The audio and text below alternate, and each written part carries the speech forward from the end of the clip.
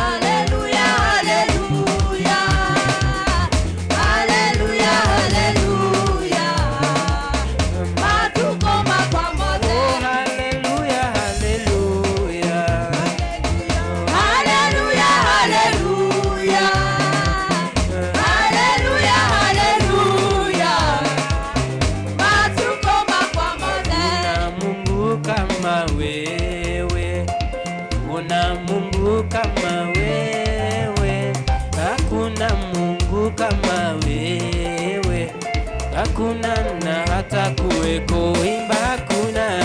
Hakuna Mungu kama wewe, hakuna Mungu kama wewe, hakuna Mungu kama wewe, hakuna na hata kuwepo.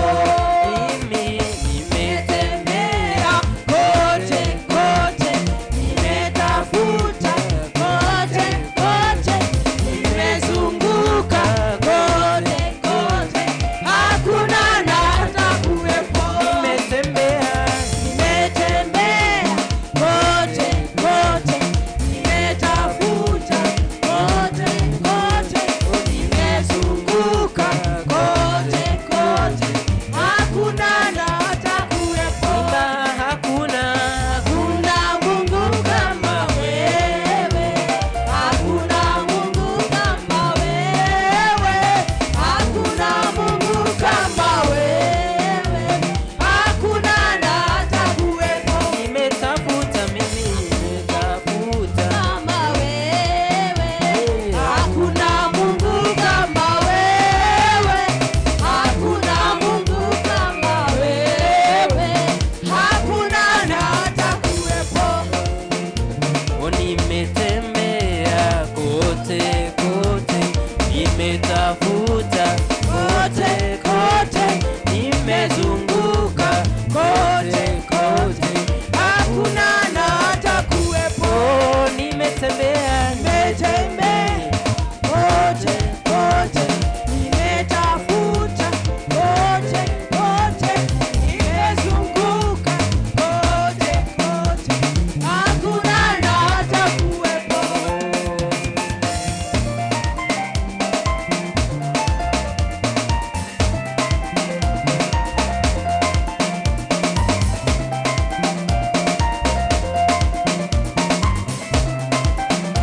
haya haya, chezea Yesu.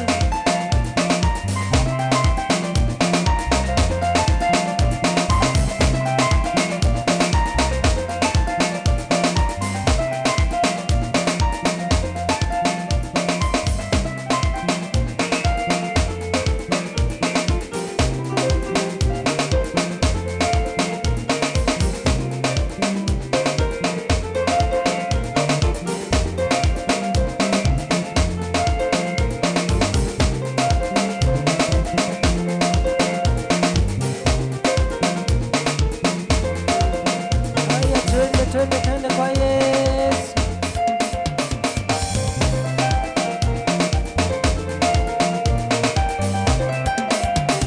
Tumwinue, tumwinue hae, tumwinue, tumwinue hae, tumwinue.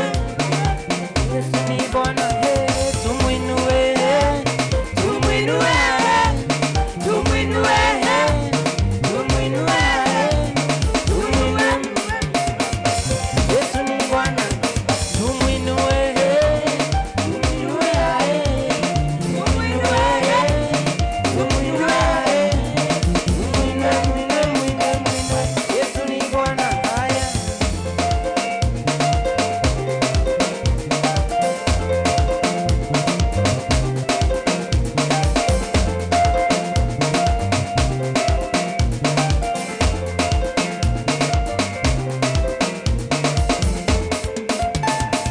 Wa milele, Mungu wa baraka ni nani? Wa milele, Mungu wa baraka ni Yesu. Wa milele, Mungu wa baraka ni nani? Sema ye. Wa milele, Mungu wa baraka ni Yesu. Wa milele, Mungu wa baraka ni nani? Wa milele, Mungu wa baraka ni Yesu. Wa milele, Mungu wa baraka ni nani? Wa milele, Mungu wa baraka ni Yesu. Anafanya nini maisha yangu? Anazungukia maisha yangu. Anafanya nini maisha yangu? Anazungukia maisha yangu. Anafanya nini maisha yangu? Anazungukia maisha yangu. Oh, wa baraka, Mungu wa baraka ni nani? Sema.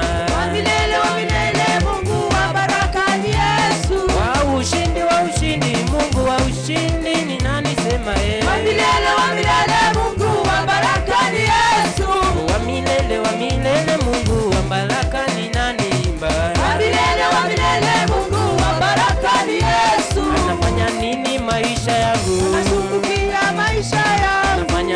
maisha yangu anazungukia maisha yangu, anafanya nini maisha yangu anazungukia maisha yangu, oh anapamba pia maisha yangu, oh Yesu anapamba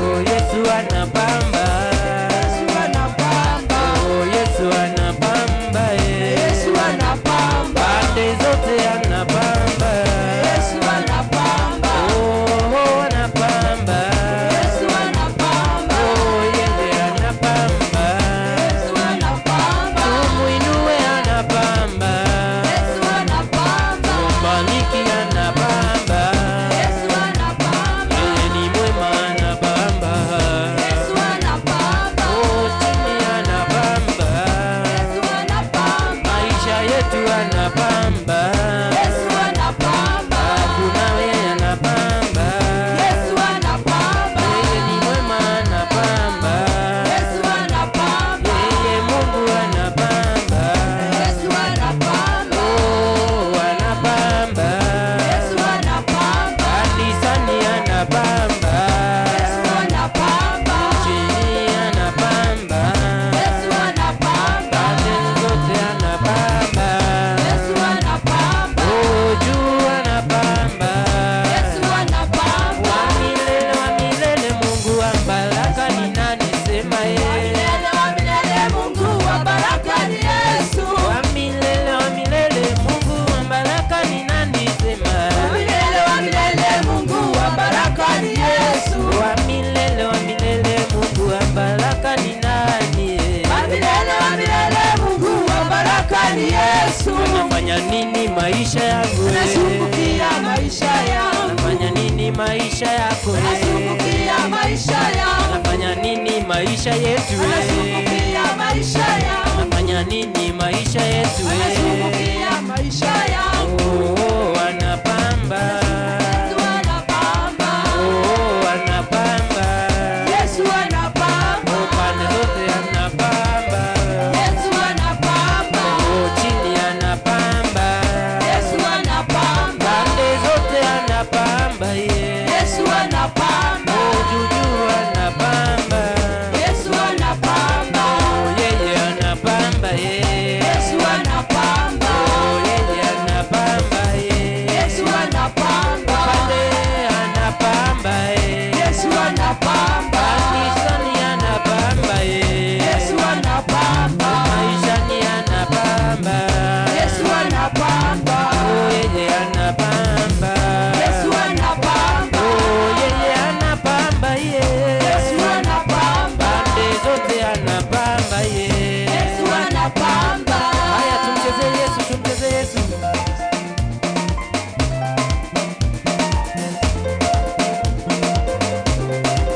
haya oh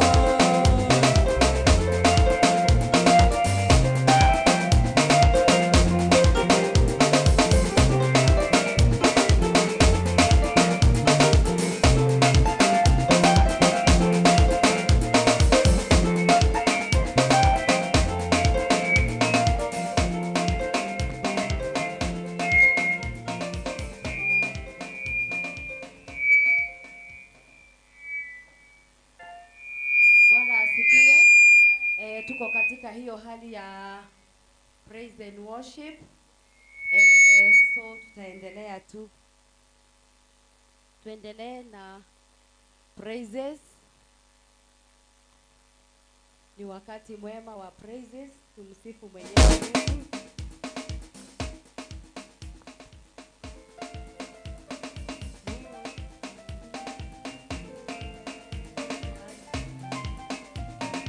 Moyo wangu sifu Bwana, sifu Bwana siku zote. Haleluya, haleluya. Imba, imba,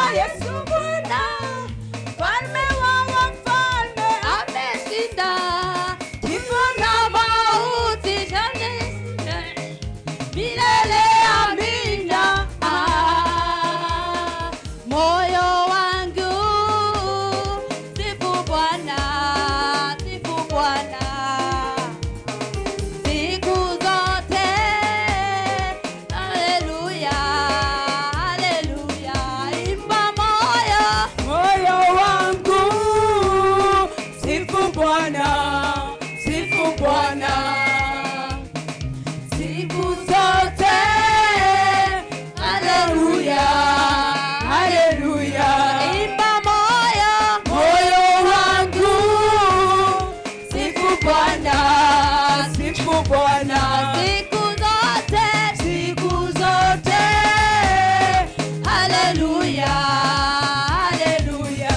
Imba moyo, Moyo wangu sifu Bwana, sifu Bwana siku zote.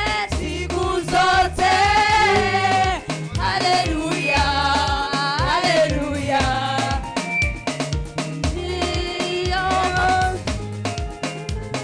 Wa mabwana, shangilia, ametenda mema Yesu Bwana, mfalme wa wafalme ameshinda, kifo na mauti yatawale milele.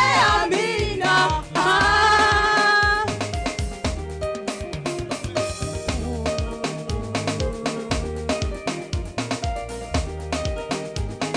Hallelujah, oh yes. Oh, we are praising the living God. We are praising the living God. We are praising the living God. Hallelujah, Jesus Christ. We are praising the living God. We are praising the living God. We are praising the living God. Hallelujah, Jesus Christ. Oh, hallelujah, Jesus Christ.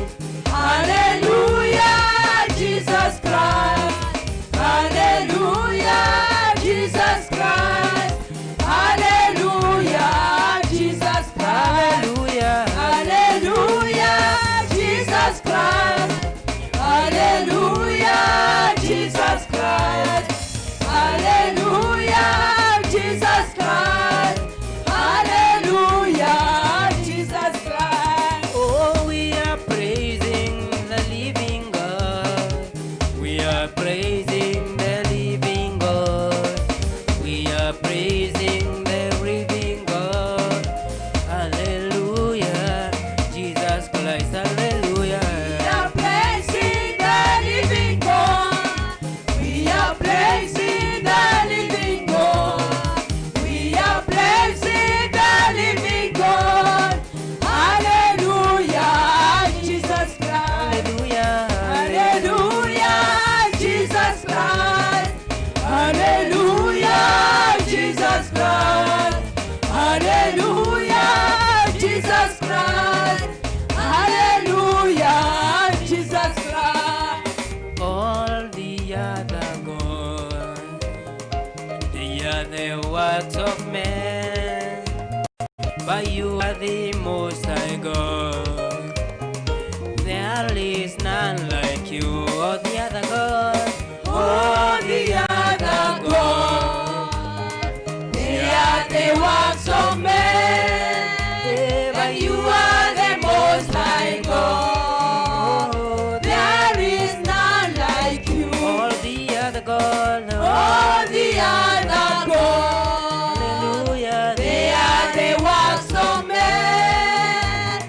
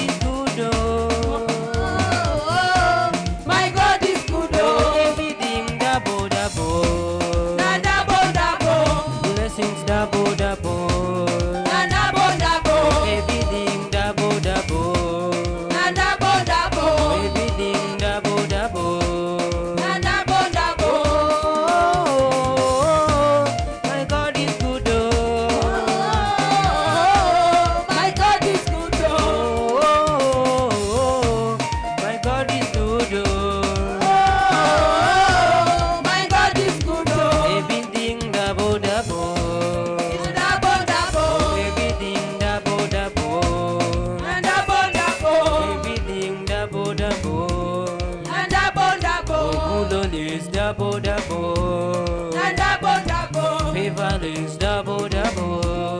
Na double double. Achilles is double double. Na double double. Blessings double double. Na double double. Everything double double. Na double double. When Jesus say yes, nobody can say no. When Jesus say yes, nobody can say no. When Jesus say yes, nobody can say no. When Jesus say yes, nobody can say no. When Jesus say yes, nobody can say no. When Jesus say yes, nobody can say no. Nobody Can say no. Nobody Can say no. Nobody Can say no. Nobody Can say no. Nobody Can say no. Nobody Can say no. Nobody Can say no. Nobody Can say no. When Jesus say to, nobody can say no. When Jesus say yes, nobody can say no. When Jesus say you, nobody can say no. When Jesus say yes, nobody can say no. When Jesus say to, nobody can say no. When Jesus say yes, nobody can say no. When Jesus say it's here, nobody can say no. When Jesus say yes, nobody can say no. Nobody Can say no. Nobody Can say no. Nobody Can say no. Nobody Can say no. Nobody Can say no. Nobody Can say no. Nobody Can say no. Nobody Can say no. Nobody Can say no. Nobody Can say no. Nobody Can say no. Can say no. Upigieni Bwana vigelegele vigelegele kwa furaha. Vigelegele vigelegele kwa upigieni Bwana vigelegele vigelegele kwa furaha. Upigieni Bwana vigelegele vigelegele kwa furaha. Upigieni Bwana vigelegele vigelegele kwa furaha. Ameniokoa, amenibariki, huyu ni Bwana, ameniongoza, huyu ni Yesu. Tuseme pigieni Bwana vigelegele vigelegele kwa furaha. Pigieni Bwana vigelegele vigelegele kwa furaha. Oh, haleluya, chezea Yesu.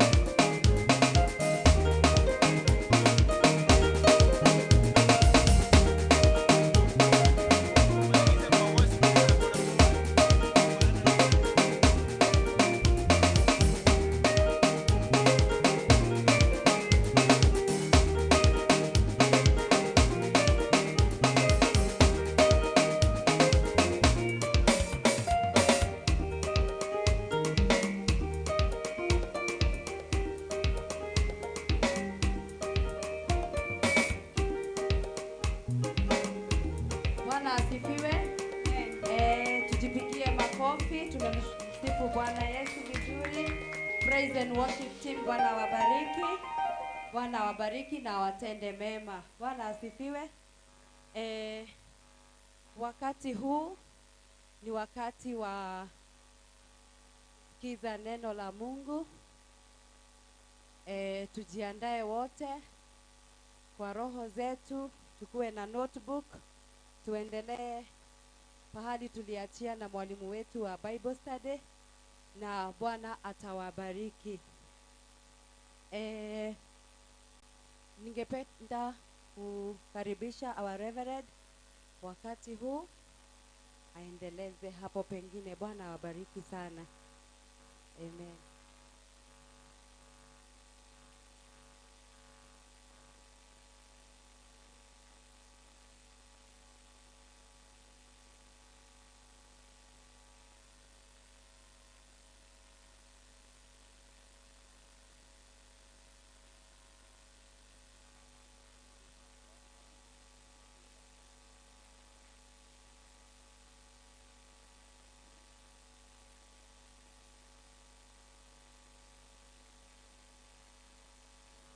Tunamshukuru Mungu siku ya leo, maana ni siku ya ajabu, ni siku iliyojawa na miujiza ya kiajabu. Wangapi tulikuwa nao hapa jana? Hallelujah. It was so wonderful wakati tulikuwa na conference ya kina mama, na tuendelee kuomba kwa sababu itakuwa ni permanently, kila mwezi tutakuwa na nini? Tutakuwa na nini? Na conference ya akina mama. Bwana Yesu asifiwe sana. Pia tuna conference ya wababa wanao kwenda 60 years kwenda juu, wababa na wamama wakongwe wetu, tuweze kushirikiana pia na wao. Kwa hivyo tuendelee kuombea nini? We continue praying for what? Rudisha yote. We continue praying for our elders, so that we can be a blessing to them. Can you get set? Can you settled? Get settled. I want you to get settled so that we can be able to move forward. Therefore, tumekuwa na hiyo ya wazee. Wazee ni wa kumaanisha watu walio na miaka 60 kwenda juu. Next time we are targeting to have 600 of them to 1,000. And we shall be giving them something to take home. That is food, that is clothing, anything that you feel is capable. Oni mzuri. Kama ni nguo uko nazo, lakini sio zile umevaa, usituletee nguo matara. Na maanisha ile nguo umevaa, umeona imekuchokesha, sasa unataka kupatia mtu, hiyo si kupatia, na hiyo ni unafiki. Bwana Yesu asifiwe sana. Bwana Yesu asifiwe sana. We give that which we love most. We give out that which we value most. Kile kitu ambacho tuna value kabisa, hiyo ndio unapatiana. Bwana Yesu asifiwe. Kuna wale vijana ambao tulikuwa tumesema tutawanunulia masuti, tutawanunulia manguo, wako nje kazi, lakini we are together with them. Yesu asifiwe. Nguo zao zimekuja, Sister Margaret alilete, na kuna zingine zimekuja, Rosemary alipatiana suti zake, na kuna watu wanaendelea. Kama uli pledge, we need it now. We need it, ulete. Ndio wakikuja, wakirudi kutoka kazini, tuweze kuwakabidhi, tuwavalishe suti, wang'are vizuri. Walikuwa watu ambao hawajijui, ni mashokora, lakini Mungu anawapenda. Bwana Yesu asifiwe sana. Bwana Yesu asifiwe sana.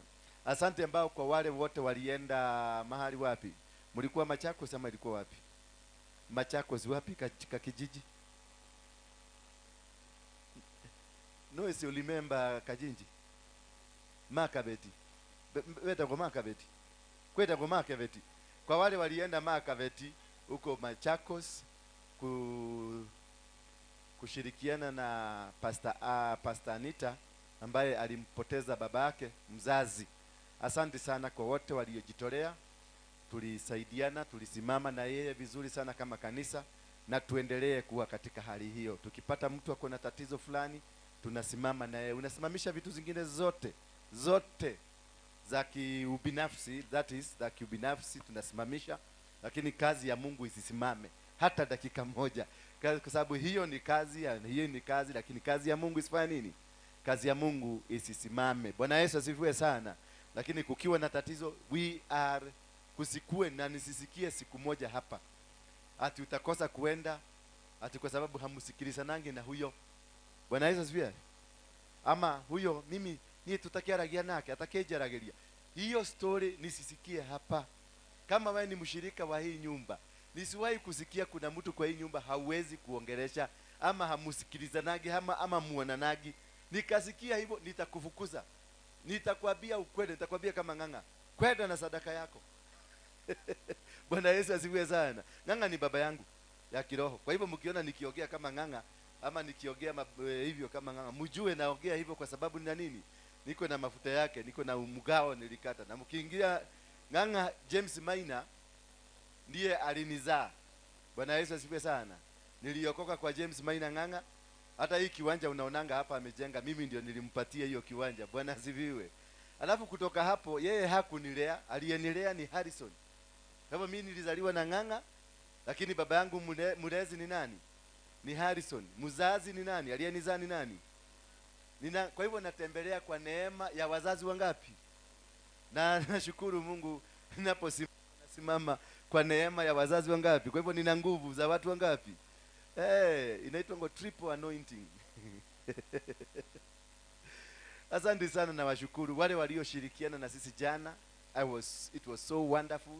We were so happy because si yani neema ya Mungu ilishuka, upendo wa Mungu ulishuka, miujiza ya Mungu ilitendeka, wamama walipona. Ai, alafu kuna kitu kingine hamjajua. Najua nyinyi mnaitaka kulala. Kuna kitu kingine hamjajua. Tuko na Kegosho night. Ni wangapi wameona Kegosho night? Pastor Wandi, wacha madharau. Hii kanisa haikuagi watu wa madharau.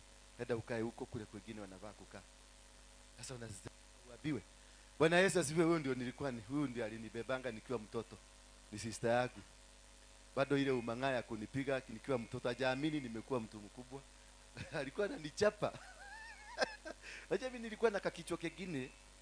Sijui kama mtu amekuwa na mtoto kama hako. Tule tukichwa tubaya. Hata ukiabiwa sisiki, ikiabiwa tu unawacha, lakini ukigeuka hivi unakuta nafanya. Bwana Yesu asifiwe sana. Sasa walikuwa nakasirika, alafu huyu ni mtu wa matemba. Ananichapa papa, ninalia kidogo alafu naanza kumchekelea. Bwana Yesu asifiwe sana, lakini ni mkubwa wangu na muheshimu. Karibu sana. Kalia hii kiti ndio yangu. Kalia hii. Tuane na hile. Naeno anene homuthi. Bwana Yesu asifiwe sana. Na kuna jambo lingine nilikuwa na Kegosho night. Kwa hivyo every Friday tuko na Kegosho. Mwanzo kabisa tulianza na Wakorino 3. Tulikuwa na Wakorino 50. Hii ingine tunakuja tutakuwa na Wakorino, si Wakorino peke yake, watu wote wanakuja. Tuna neno ambalo tunalipatiana. Kama uko na neno najua unaweza kuhubiri usiku huo. Hiyo napatiananga free for anybody akuje mwenye unasikia uko na neno ya kuhubiri. Unapatiwa 1 hour. Wakigosha tukiiba mukatiko twende Sayuni, twende Sayuni. Tuka na ile kalengalenga na hii asante sana Pastor Alice ulituletea. Na kama wamama mununue wakati mtabarikiwa, sio sasa. Ama ukijisikia sisemi mukae kama wamama muanze kuulizana sasa toko bolake. Hapana, ni wewe ufikirie utununulie hiyo drum. Ukisikia tu Mungu amekuguza kununua drum hiyo ya kupiga ile yako hora, ile yage kolino toka inage kolino. Nataka tupige drum hapa, sio ile ya ile ule ulikuta mama yako si alikuwa kwa independent. Sasa hizi kwa sababu umeokoka kanisa ya sio ya independent, sasa unajifanya haukulelewa. Mimi mama yangu alikuwa kwa independent. Alinilelea wapi?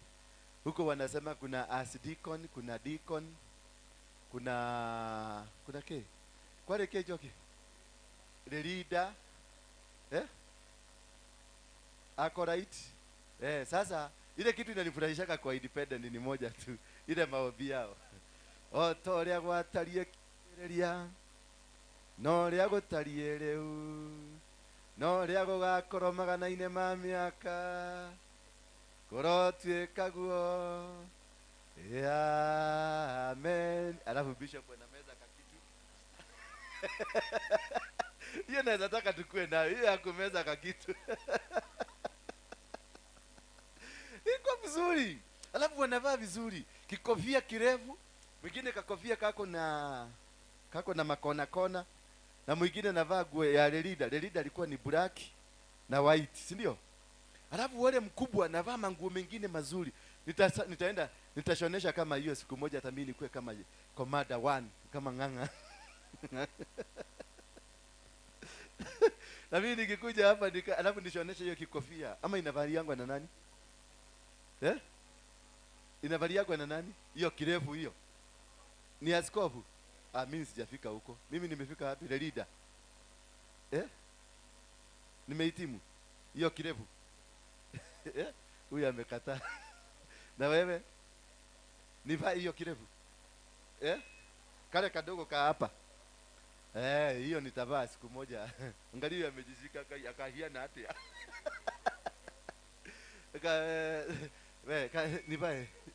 Nivae gani? Kadogo tu. Kale kakufunika hapa. Kwani hiyo inavaliwa na walevu, inavaliwa yani? Nikiwa Mungeke nilikuwa navaa. Na nitawapitolea hizo mapicha nikipatisa watu. Inakaa mdomogo. Hii ya pop. Nikiwa nikipatisa watu wa Mungeke nilikuwa navaa hiyo na nguo mrefu nyeupe mzuri, nilikuwa popu wa Mungiki. Sasa nitawekea kwa sababu sasa TV yetu ina run 24/7. Wale watu walikuwa wametusumbua, hata sasa hizi bado wanatusumbua tu, lakini na nimeshukuru Mungu tumeshinda, tumefaulu kuregister kila kitu. Maka hiyo logo, ukiona mtu anatumia logo yetu, uende polisi turipoti, atashikwa. Tumeripoti kwa cybercrime, seneta kwa cybercrime police, tumeripoti kwa Facebook, kwa YouTube. Na ukiona hata picha yako, mtu anatumia picha yako kwa page yake na haja kuomba ruhusa, ukuje tuende tuandikishe statement. Bwana Yesu asifiwe sana. Kwa sababu kuna watu ambao wanakuja, wanaona tumechukua mapicha mzuri, wanatoa, wanaweka kwa page zao. Na hizo page zao ni watu wa Illuminati. Bwana Yesu asifiwe sana.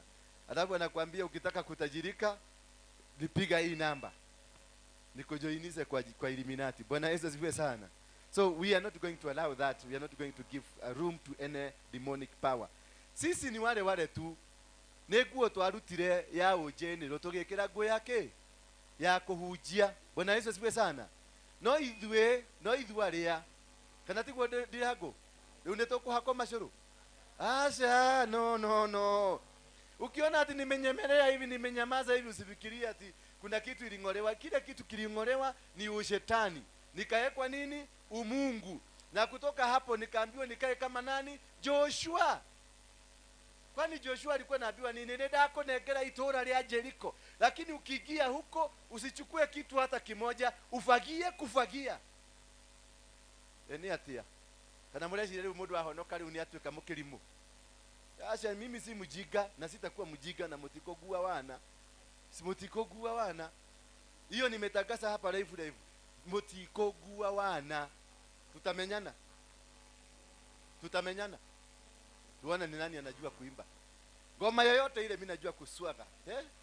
Si mnajua anajua kudance. Bwana Yesu asifiwe sana. Kwa hivyo mnaalikwa wale watu wanataka kigosho. Najua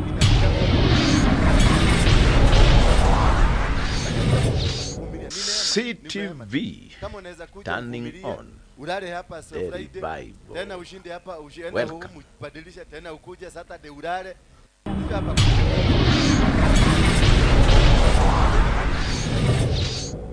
CTV turning on tukaenda December, January ndio tulifanya fanya kidogo, February ndio hiyo tukaambiwa closed.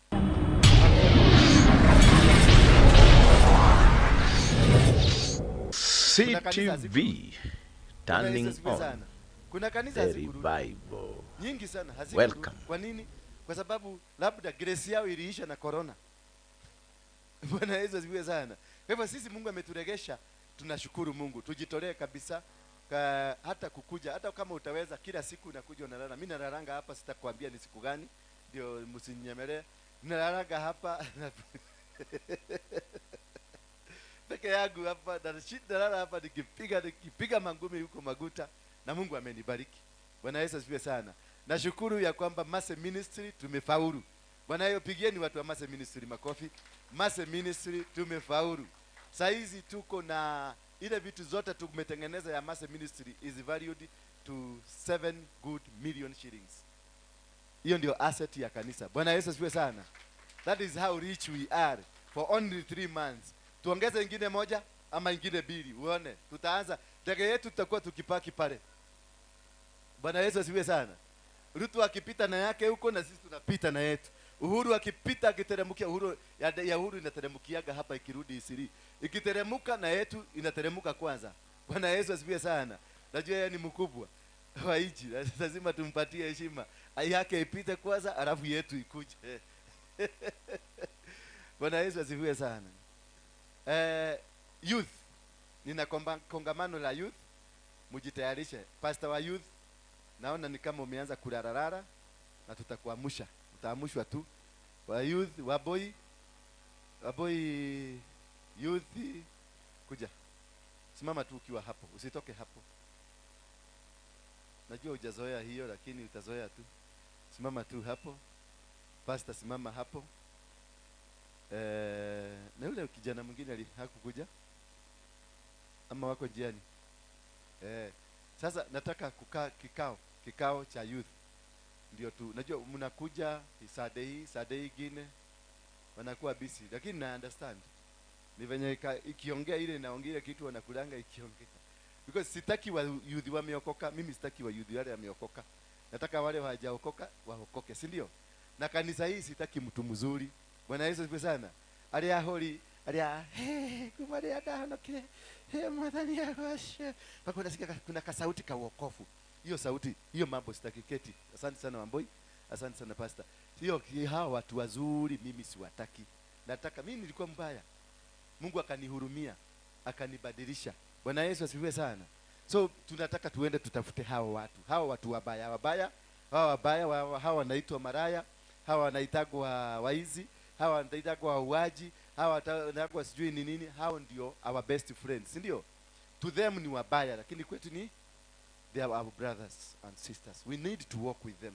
We need to walk with them. Hata kama ni to go our way out, tuwasaidie. Tuende kama ni huko ndani, tuwarokote huko. Let's help them because we need them. I was like them one day, but somebody came. God came into my life, turned around what I am now. And I am what I am because somebody decided to help me. Somebody decided to stand up with me. So stand up with a person. Make that person a human once more. Bwana Yesu asifiwe sana. And you will be blessed. Utainuliwa na utabarikiwa. Sema kuinuliwa. Sema kuinuliwa. Bwana Yesu asifiwe sana. Sijui kama kuna kitu nimesahau. Mkutano ya wamama ni 28. Koki? Ni 28. November tuanze kuombea. Na ya wazee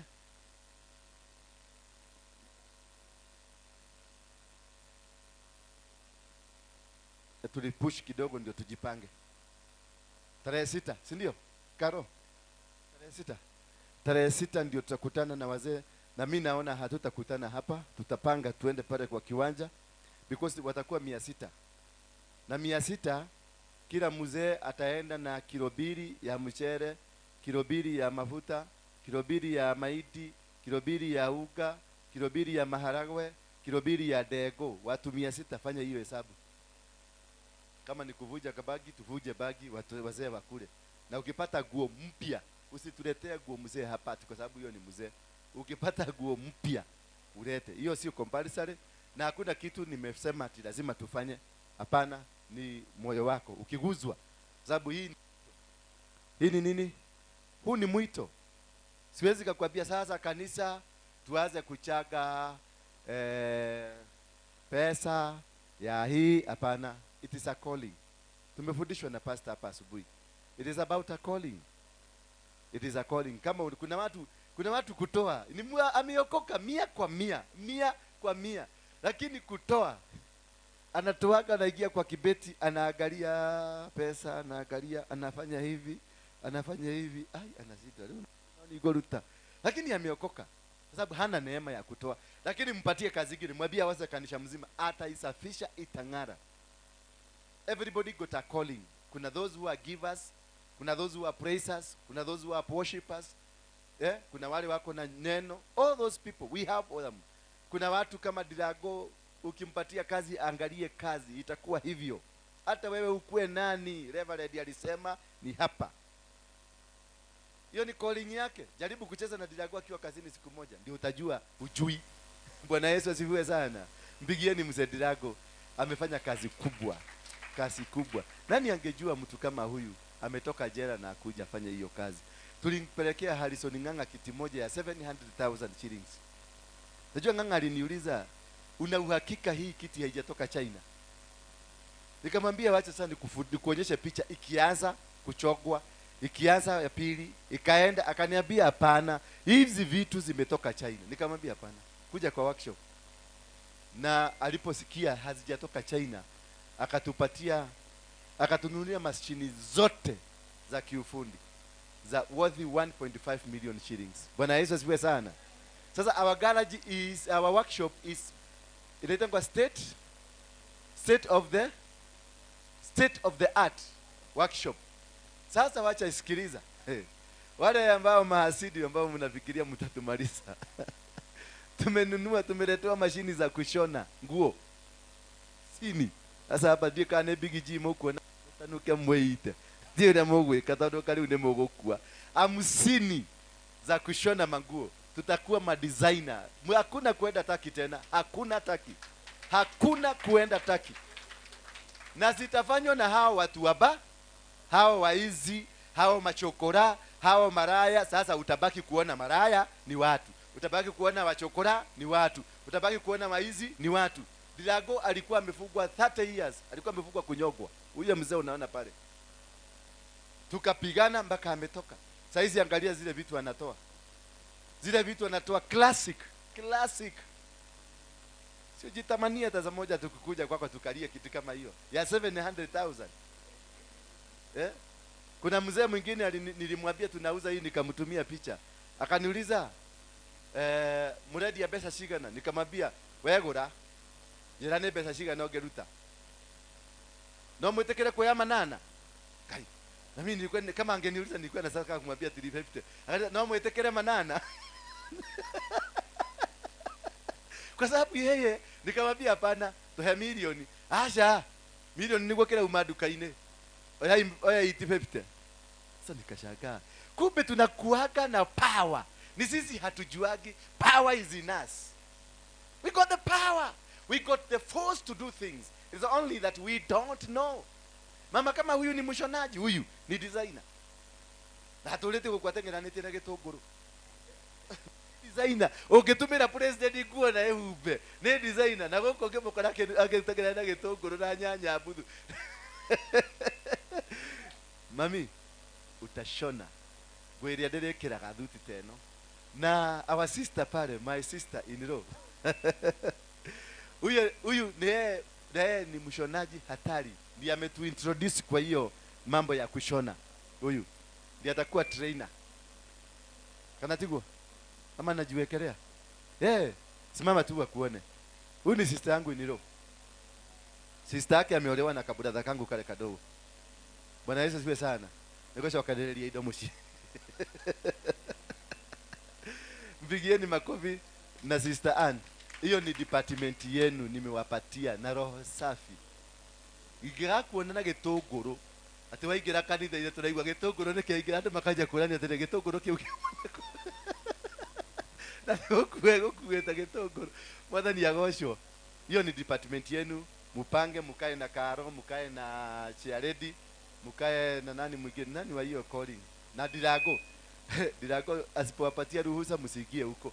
Sasa muongee na Dirago na muongee vizuri ndio muendelee.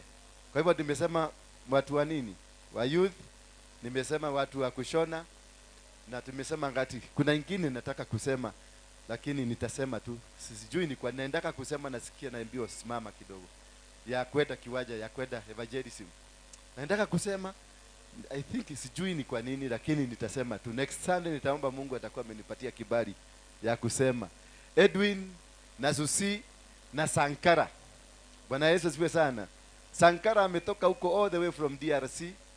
Ni Burundi ama ni Rwanda ama ni DRC? Ni Rwanda, DRC. Tuko na yeye hapa, ndio expert wetu. Umeona amerekebisha, mnaona mpaka TV yetu venye imekuwa. Ni Sankara na Susi na nani na Edwin pamoja na Dani amewajoin sasa, na John pia najua very soon. Na ukiwa uko na mtoto nyumbani ambaye anajua mambo ya computer na kila kitu, we are happy to give them a space. Kama uko na mtoto ungetaka afundishwe mambo ya kutengeneza kiti, kutengeneza vitu kama hizo, we are happy. Mlete tu, tutamfundisha sisi nyinyi. Hata wale wako huko nje, if you have a son, a daughter mwenye anafanya media, mwenye anaweza taka mambo ya mbao, mlete tu. Mwenye anaweza kuwa anataka kushona vizuri. Mashini zetu zimetoka Japan, ni zile za sitima. Ukiguza tu unafunga macho, unarara, unakuta imeshona. Ninakwambia tumemaliza. Bwana Yesu asifiwe sana. Bwana Yesu mbona leo hamna furaha? Yaani kwa sababu mnasikia natangaza maendeleo na nyinyi mnaanza kukasirika. Bwana Yesu asifiwe. Bwana Yesu asifiwe. Kwa hivyo naye tumekuwa na muda mzuri, na wengine nitaenda nikiwataja kwa sababu Mungu aliniambia tayarisha. Nilienda kuuliza Mungu nianze kutafuta washirika, akaniambia hapana. Akaniambia tafuta kwanza wafanyikazi wa huduma. Sasa ndio naona kila siku naendanga nikitangaza mmoja, kwa sababu Mungu ananiambia tangaza huyo. Ni wafanyikazi ambao kwanza. Mambo ya washirika hiyo mniachie, tutatafuta washirika. ya kujaza kanisa, hiyo mniachie. Bwana Yesu asifiwe sana. Si mnaonaga takakaka, unaona kanisa imejaa, watu wazee wamejaa, mama wamejaa, kwa sababu Mungu anatuambia tujitayarishe, department zote zikuwe ready. Kutoka next month hivi kuna mlipuko tunaanza kulipuka nayo huko Kenya mzima, tutazunguka. Vyombo tumetayarisha, mashini tumetayarisha. Kwanza ile nilikuwa nataka ikue kabisa ni TV, na sasa iko sawa. Bwana Yesu asifiwe. Bwana Yesu asifiwe sana. Sasa nataka huyu dada yangu akusalimia, hata kama amekuja, kama amechelewa kuja tu. Nipatie hiyo mic nyingine.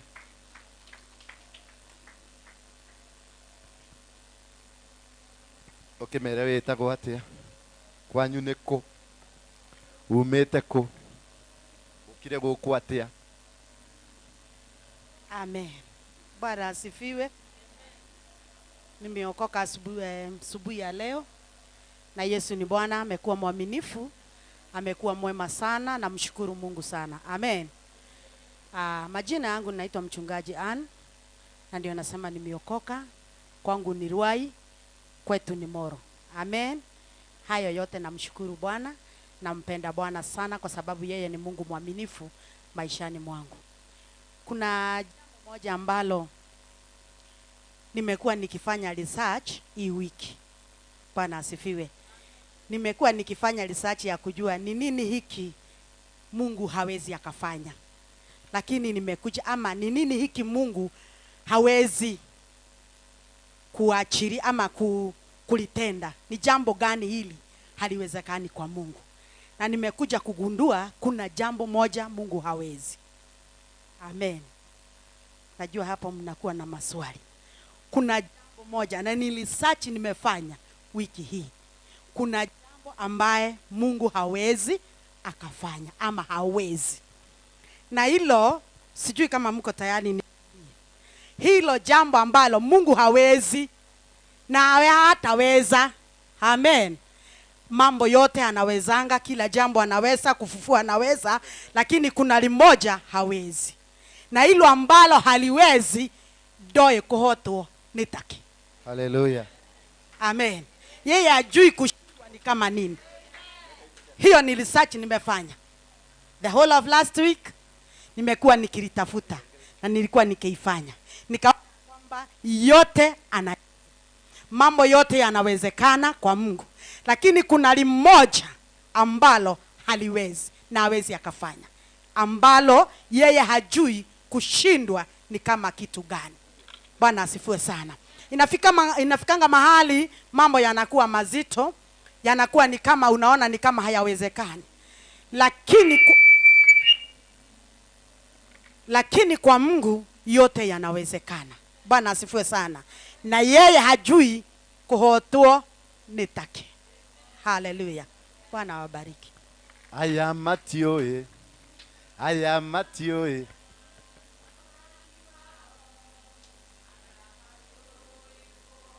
Motikerogame. Aya mahiana.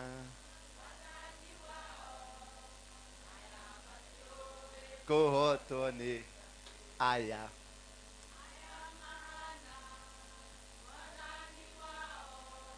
Edwin ni wewe baru.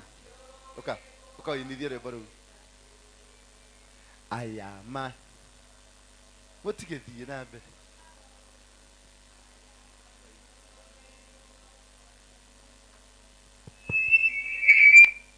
Aya, simameni tunapomkaribisha mchungaji nenaji wa. Yes.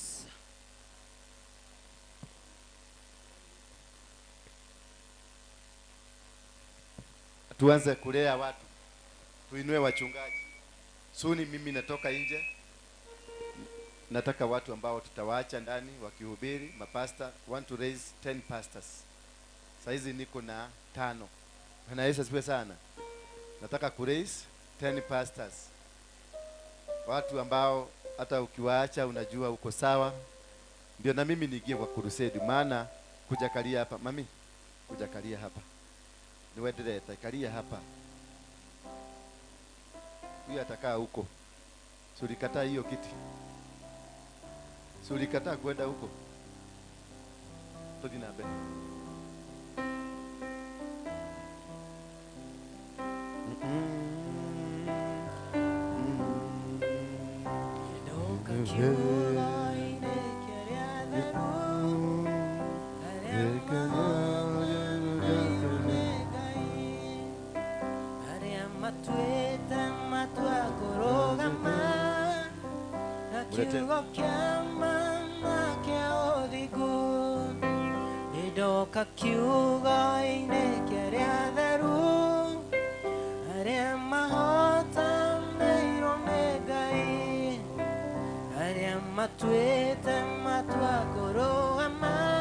Hallelujah.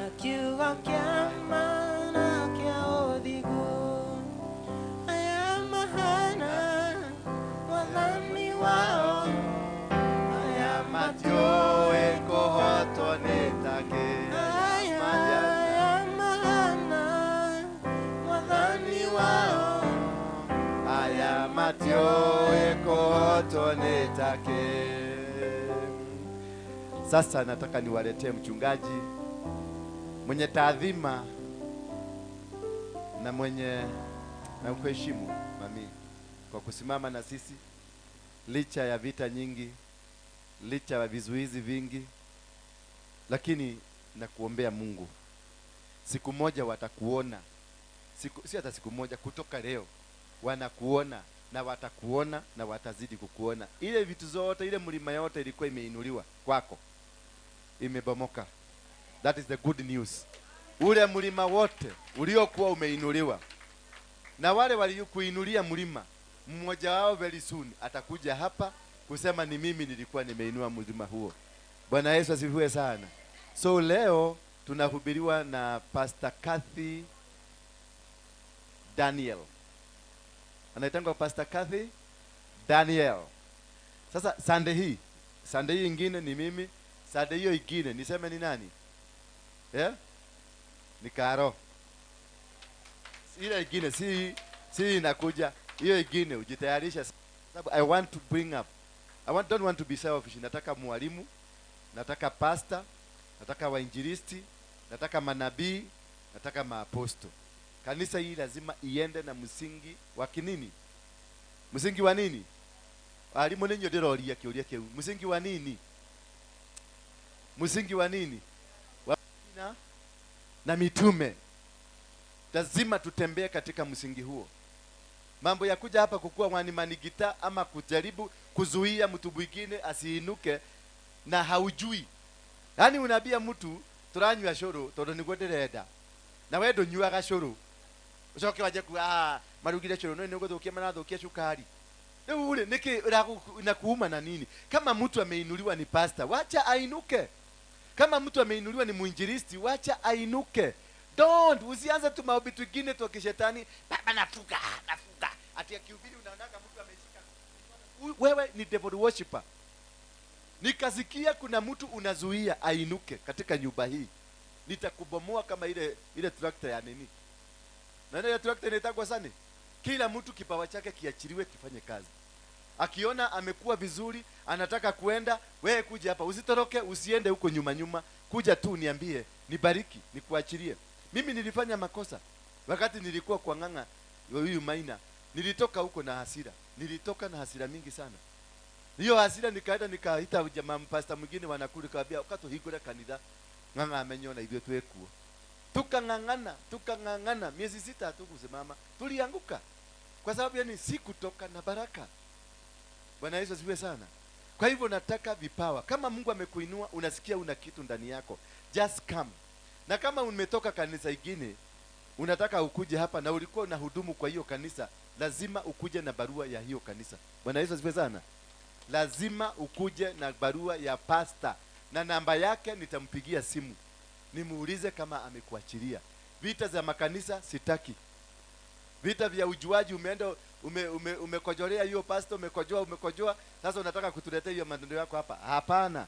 You have to come from there na barua ya kusema umekuwa cleared, umeachiliwa and you got blessing za huyo pastor. Ndio na sisi kama kanisa tutaalika huyo pastor ama tutume wazee wawili wa kanisa tushike kitu kidogo kwa bahasha, tuambie pastor huyo asante kwa kuachilia huyu mchungaji, asante kwa kulea huyu mtoto. Kwa sababu sisi hatukukulea. Tumeanza kukulia kama futibora. Angalia futibora. Mariga anaitwa nani? Wanyama. Akihama kutoka kwa kilabu moja aende kwa kilabu nyingine. Naona hapa hii shule hii ya Kamukoji. Alitoka hapa. Alianzia hapo kwa Kamukoji. Wanatumiangwa pesa. Ile transfer fee kama ni milioni 100 imetoka, 1% inakujanga Kamukoji. Another percentage inaenda kwa ile timu yake ile ilimulea. Another percentage inaenda kwa AFC Leopard kwa sababu alipitia AFC Leopard. Another percentage inaenda kwa timu iko Ireland inaitwa Celtic. Wanapata wale wote walihusika kumulea. Wanapata percentage kwa kipawa hicho. Lakini sasa ati mtu amekuja ni pastor juu anajua kuguruma. Oh, baba nasema, baba natenda, wana mago. Sasa unasema huyu pastor acha kuja kanisa yangu. Wewe uko liga kadiro. Siwezi kama hauna barua ya pastor wako kule umetoka. Kama hauna, forget here. Forget. Lazima na atupatie namba ya simu tumupigie. Alafu nitume wazee wawili kwa huyo pastor. Auliza confirm. Hiyo sarakasi ya makanisa mimi sitaki, nataka kunyorosha laini. Sitaki vizuizi. Nilisafa miaka 6 kwa sababu ya nganga. Lazi nganga ni umanga. Watu wengine wachungaji hawa waliambia wewe mtu akitida ikaleta hadhi. Huyo mtu alakwenda hata na wewe na maguta. Wewe na maguta. Hiyo walimu mtufundishe. Hiyo lesson nyingine, umemaliza hii? Ile yako umemaliza? Ukimaliza hiyo ataingia atufundishe jinsi ya kukaa chini ya authority. Si ndio? Tufundishwe jinsi ya kukaa nini? Tabia na mila za authority. Pastor, welcome. Mungu akubariki sana. Tupatie neno.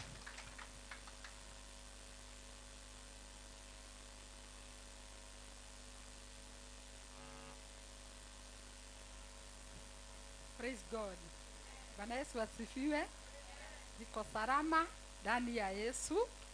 Msishtuke, naitwa hivyo Reverend ameniita. Kathy Daniel. Bwana asifiwe. Karibuni, kaeni chini. Nilikuwa hapa wengine na tukasoma na tukachambua Biblia na tukahubiri pia. Bwana asifiwe. Na kabla nianze nataka kutabua uwepo wa Reverend wetu, Reverend Dora Waroige. Yeye ni mtumishi wa Mungu na ni nabii wa Mungu. Bwana asifiwe. Kuna watu wengine napenda sana na ninawaheshimu sana na ninawatabua sana, walimu wa neno kwa nyumba hii. Bwana asifiwe. Mimi napenda kufunzwa. Kwa hivyo I personally napenda walimu sana. Bwana asifiwe. Napenda sana hiyo ofisi ya walimu. Bwana asifiwe. Our teachers, Bwana wabariki sana. Praise God. Ukitaka kukua kiroho, kuja mapema, ukuje na kalamu, Bible na notebook. Hawa ndio watakusomesha. Bwana asifiwe. Mimi nikisimama hapa sitaweza, hapa na ni time ya kuhubiri, sitaweza kuchambua maandiko vizuri. Bwana asifiwe.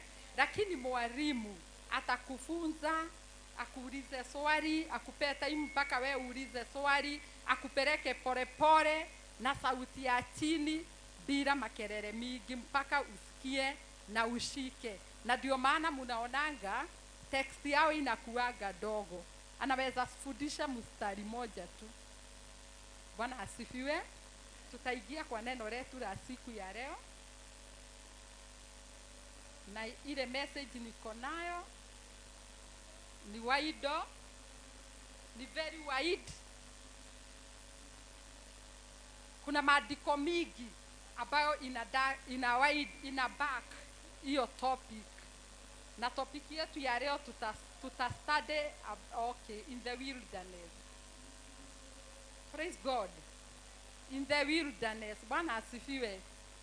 Tutaangalia watu wengi ambao waliingizwa kwa wilderness from the Bible, lakini ile nataka tuingie sana ni ile involve a whole community. Bwana asifiwe.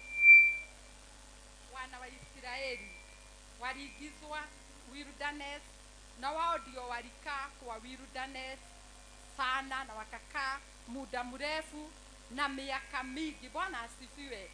Na hiyo safari yao haikumalizia vizuri, sababu wengi walikufa jangwani. Bwana asifiwe.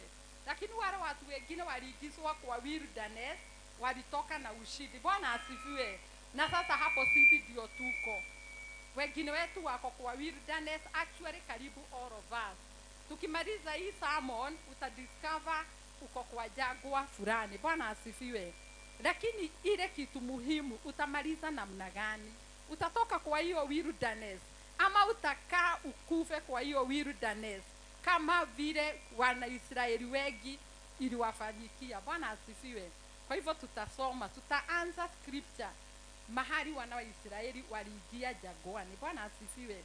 After wametoka Misri, wakakuja wakifuatwa na the chariot of Egyptians, wakaenda the Red Sea, wakakuwa hapo, wakaona shida iko mingi, mpaka wakaanza kuuliza, wakaanza kucomplain ya Musa, wakimuuliza, ulitutoa Misri tukuje tukufie hapa? Hapo hakukuwa na tumaini. Bwana asifiwe. Mbele yao ilikuwa ni maji, the Red Sea. Bwana asifiwe. Mbele yao ilikuwa ni maji na nyuma yao ni jeshi la Firauni. Bwana asifiwe. Kwa hivyo hawakuwa wanaona kitu kingine, walikuwa wanaona tu kuangamia, either wakae hapo. Bwana asifiwe. Tukue kwa class please, tafadhali.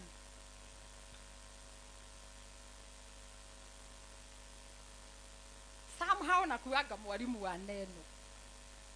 Bwana asifiwe. Somehow nakuaga mwalimu wa neno.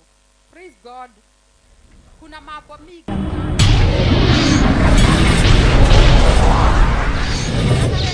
CTV turning on the revival. Welcome.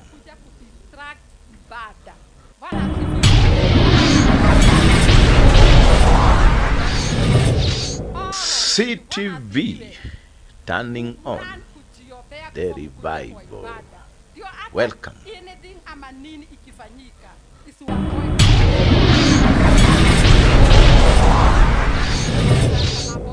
CTV turning on the revival. Welcome. Usikubali mawazo yako. CTV turning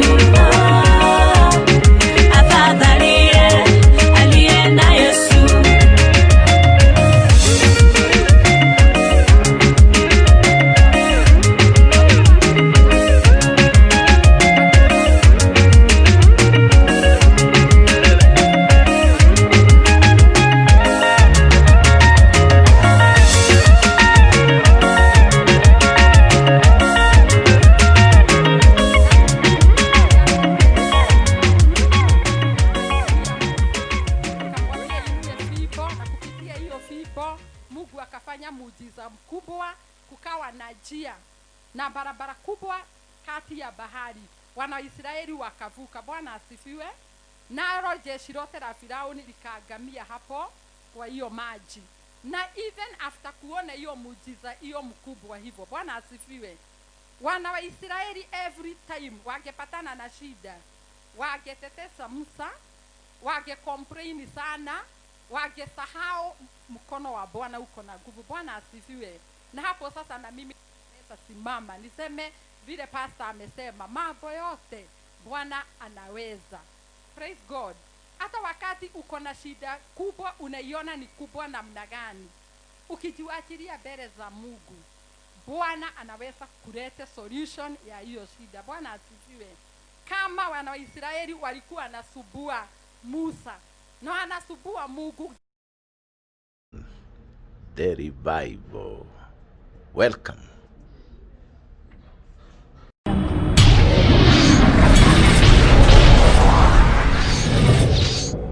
CTV turning on the revival. Welcome.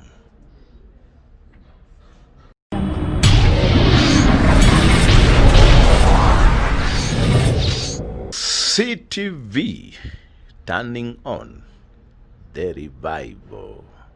Welcome.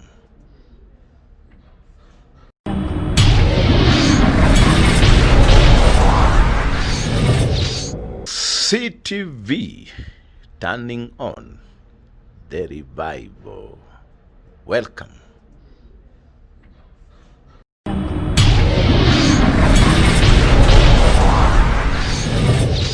CTV.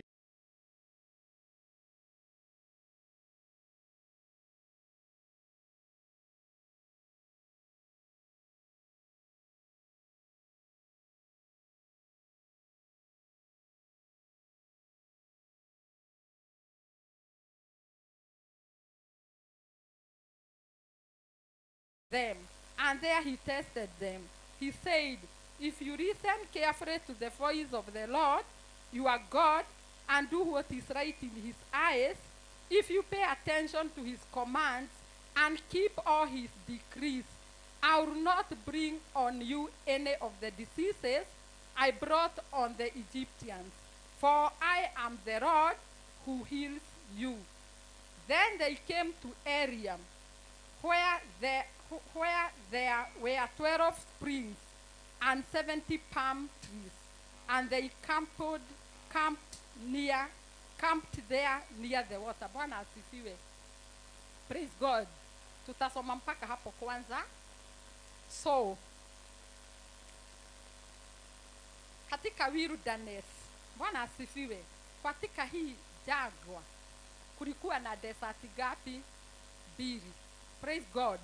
Moja ilikuwa inaitwa the desert of Shah, kwa wale wanaandika. Ya pili ilikuwa inaitwa the desert of Sin. Bwana asifiwe. Venye wana wa Israeli walifuka the Red Sea, waliingia the first desert, the desert of Shah. Na sasa hapa kwa desert of Shah ndio tunaona wana wa Israeli kufika huko, walienda wakapata kulikuwa na maji ambayo ilikuwa bita. Bwana asifiwe. Ilikuwa bita. Bwana asifiwe. So kufika tu walianza kukomplainia Musa, tutakunywa nini? You know, it is very funny. Every time kugetokea shida walikuwa na blame Musa. Bwana asifiwe. Kwanza hii issue ya maji ilikuwa kama wibo. Issue ya maji ilikuwa kama wibo. Every time wangeambia Musa, give us water to drink. Na saa hiyo hakuna maji. Ni kwa jangwa hakuna maji. But every time wangemwambia, give us water to drink, hapo ndio walikuwa naanza kumuwatakia. Bwana asifiwe. Na walikuwa wanafanya mpaka Musa saa ingine akasirike sana. Asifiwe. Kama sisi venye tunafanyaga watumishi wakasirike. Bwana asifiwe. Unakuja hapa kila Sunday, unaombewa issue moja, haiishi tena. Sunday ingine unakuja. Bwana asifiwe. Na one time, wakati mwingine nikipewa nihubiri, nitawafundisha ni kwa nini sababu ile inafanyaga unaombewa the same problem, tena next time ndio unaombewa, tena next time na haiishi. Shida si mwenye anakuombea, na shida si Mungu, shida ni wewe mwenyewe. Wewe, hiyo ni problem ya kukosa kuamini. Na hiyo problem ndio ilikuwa inakula wana wa Israeli. Ni kwa sababu wakitoka kule Misri, mnakumbuka zile miraculous signs zote, zile miracles zote Musa aliperform huko. Si ni ukweli? Na kwa nini katika wakati walifika the Red Sea, bado walikuwa na doubt Mungu mwenye aliwatoa Misri? Kwa nini walisturiwa na maji, wakaona hii shida ni kubwa, wakasahau zile mashida zingine walikuwa wamekombolewa kutokana nazo wakiwa Misri? Bwana asifiwe. Kwa nini wanaona shida ya maji, kukosa maji, ikuwa shida kubwa kuliko shida ya kutengenezewa njia katika bahari? Bwana asifiwe. Kwa nini wanaona Mungu kuwapatia maji ati inaweza kuwa gumu? Bwana asifiwe. Mambo yote yatendeka kwa wema kwa nao amini. Kwa hivyo Mungu anataka tu tuamini. Hizo mashida uko nazo, hata kama ziko gumu namna gani, Bwana anaweza kuzitatua zote. Bwana asifiwe. Ni kwa sababu si unaona hapa after wamecomplain na wameleta shida, Mungu aliinstruct Musa vile atafanya, na after Musa alifanya hivyo, maji ikakuwa sweet. Bwana asifiwe. Jana ndio Reverend katika conference ya wamama, Reverend alikuwa anatufunza jinsi ya kuambia Mungu atusaidie ukiwa na shida. In fact alikuwa anatuzuia kwamba ukiwa na shida, hata kama ni kwako kwa nyumba, solution iko tu huko, haiko nje. So it is upon us tuombe Mungu atufunulie ni nini tutafanya ili tujue solution. Bwana asifiwe. Praise God. Na ndio maana mnaona hapa Mungu aliambia Musa, alimwambia then wakati Musa alimulilia. So wewe ndio utalilia Mungu, wewe utalilia Mungu. Wana wa Israeli walikuwa raki, hawakuwa na beba msalaba yao, walikuwa wameacha Musa wabebe. So ndio maana walikuwa natetesha Musa, naye Musa akikasirika analilia Mungu, na akililia Mungu, Mungu alikuwa anampatia solution. Kama hii kesi ya maji tu vita, Mungu alimwambia achukue mti aweke agoge hiyo maji, na maji ikapona na itakuwa sweet. Bwana asifiwe. So Mungu hata anatakaga, anatumianga zile vitu available. Bwana asifiwe, ili kusolve shida zetu. Bwana asifiwe. Huwezi kuwa na Mungu, hawezi akacomplicate njia ya kuponya hali yako. Bwana asifiwe. Atatumia mambo simple yenye sisi saa ingine uaga tunadharau. Bwana asifiwe. Mambo mingi, mambo ile tunadharau, hiyo ndio Mungu anatumia. Mungu atatumia kitu very simple. Wewe ufikirie mhubiri akisema mwanze kuona ni kama na contradict maandiko. Kumbe anasema ni Mungu amemnenelea, and it is very true. Ni ukweli kabisa. Bwana asifiwe. Kwa hivyo tutaendelea sasa, nataka tuingie kwa tumemalizana na desert ya kwanza. Sasa nataka tuende desert ya pili. Desert ya pili ndio ilikuwa na challenges mingi sana. Challenges ya desert ya sin, desert ya dhambi. Bwana asifiwe. Na hizo mambo nanena si mimi nimejitengenezea. Actually the Bible inasema hivyo, inaitwa the desert of sin. Tusome chapter 16 from verse 1. The whole Israelite community set out from Eliam and came to the desert of Sin, which is between Eliam and Sinai, on the 15th day of the second month after they had come out of Egypt. In the desert, the whole community grumbled against Moses and Aaron. The Israelites said to them, "If only we had died by the Lord's hand in Egypt. There we sat around pots of meat and ate all the food we wanted. But you have brought us out into the desert to starve this entire assembly to death." Then the Lord said to Moses, "I will rain down bread from heaven for you. The people are to go out each day and gather enough for that day. In this I will test them and see whether they will follow my instructions." Bwana asifiwe. Praise God. So wameanza kucomplain tena. Wameanza kukubuka vile walikuwa nakula nyama kule Misri, na vile walikuwa nakula chakula yote walikuwa nahitaji. Lakini si hizi vitu zingine ni kuexaggerate, wana exaggerate. Wana wa Israeli Misri hawakuwa na raha. Hata hakuna nyama walikuwa nakula. Sasa mnaona wameanza mpaka mauongo. Unajua mwenye kuandika text ameandika exactly vile walikuwa anasema. Praise God. Hakuna nyama walikuwa nakula Misri. Hata Misri walikuwa wanalilia Mungu. Walikuwa wanalilia Mungu anafanyishwa kazi gumu. Ama hamukubuki. Unajua saa ingine ukienda kwa maandiko unaweza anza kurudi Biblia na nyuma. Hope mnaelewa, hope mnajua hiyo story. Walikuwa wamecomplainia Mungu, ndio maana Mungu akawatumia Musa aende akawakoboe. Ama hamukubuki mission ya Musa ilikuwa kwenda kukoboa nani? wana wa Israeli kutoka utumwani Misri. So walikuwa watumwa. Kwa hivyo hawakuwa nakaa vizuri. Hapa ni ujinga wameanza. Bwana asifiwe. Ni ujinga tu wako nayo hapa. Sababu wana complain wakilison na vitu ujinga hawakuwa nakaa vizuri. Na ni venye hawataki kugojea Mungu.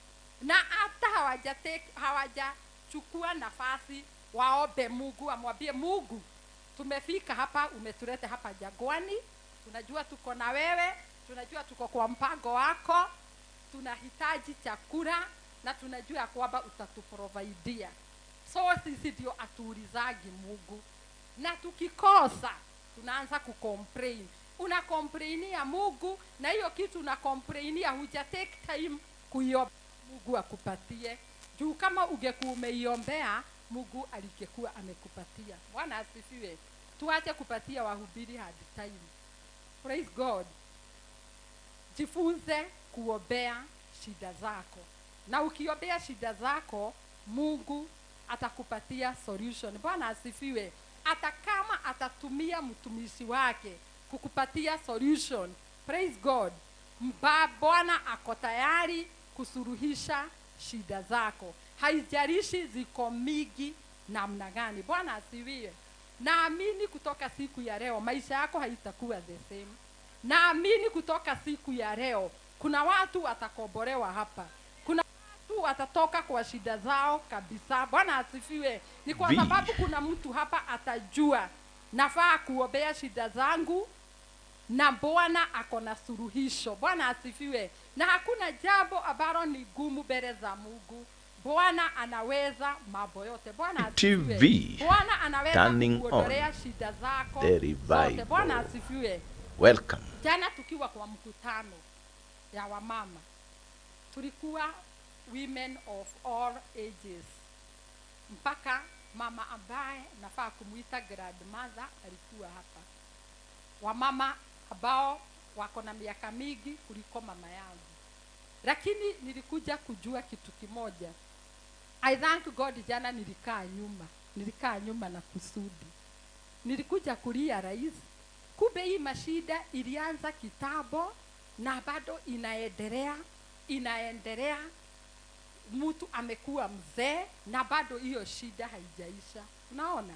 Si ati hajakuwa hata akiomba, amekuwa akiomba, amekuwa akiombewa. Bwana asifiwe. Kuna shida zingine zinatokanaga na zinaitagwa foundations. Shida zingine, problem zingine uaga tunazi-inherit from our great parents. Bwana asifiwe. Lakini ni kwa nini zinatukura mpaka wa leo?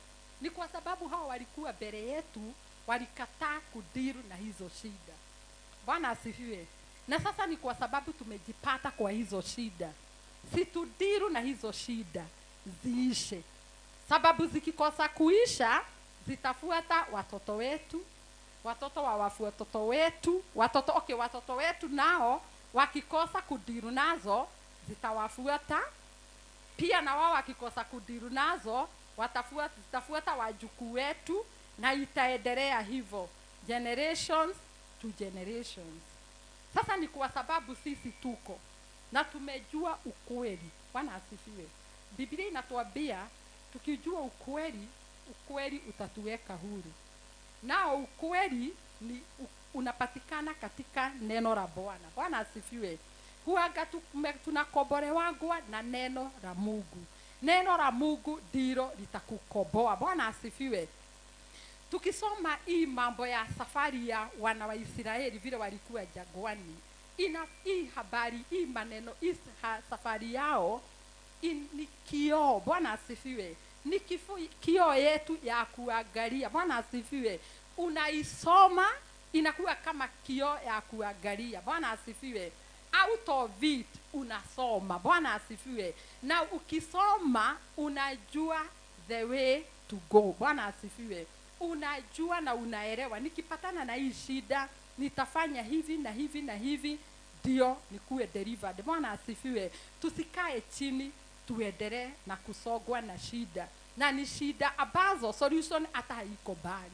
Iko tu hapo karibu na wewe. Ile kitu iko Shetani ameweka hindrances. Bwana asifiwe. Ndio tu usione solution ya hiyo shida, lakini iko tu hapo karibu na wewe. Bwana asifiwe. Ile kazi wewe umeachiwa ni kutafuta. Unaona, ni unafanya kitu inaitwa mapping. Bwana asifiwe. Unachunguza kama ni hizo shida za ukoo, shida unaona iko kwenu na uko nayo kwako, na ukianze kuchunguza na hao walikuwa na hapo mbele, ukirealize pia wao walikuwa na hapo mbele, walikuwa na hiyo shida, ujue vile deal nayo. Bwana asifiwe. Tusikue ignorant ati juu tumeokoka. Bwana asifiwe. Tusikue ignorant. Kama uko na haja na kesho yako, Bwana asifiwe. Kama unataka kujua kesho utaishi namna gani, kama unataka kujua after 2 years nitaishi namna gani, huwa interested pia na kujua mambo ile iko nyuma, ile inaweza subua kesho yako. Bwana asifiwe. Udiru nayo iishe kabisa. Praise God. Nikawambia na hii topic ni wide, na nikisema ni kusoma naweza soma the whole of chapter 16, lakini sitasoma yote.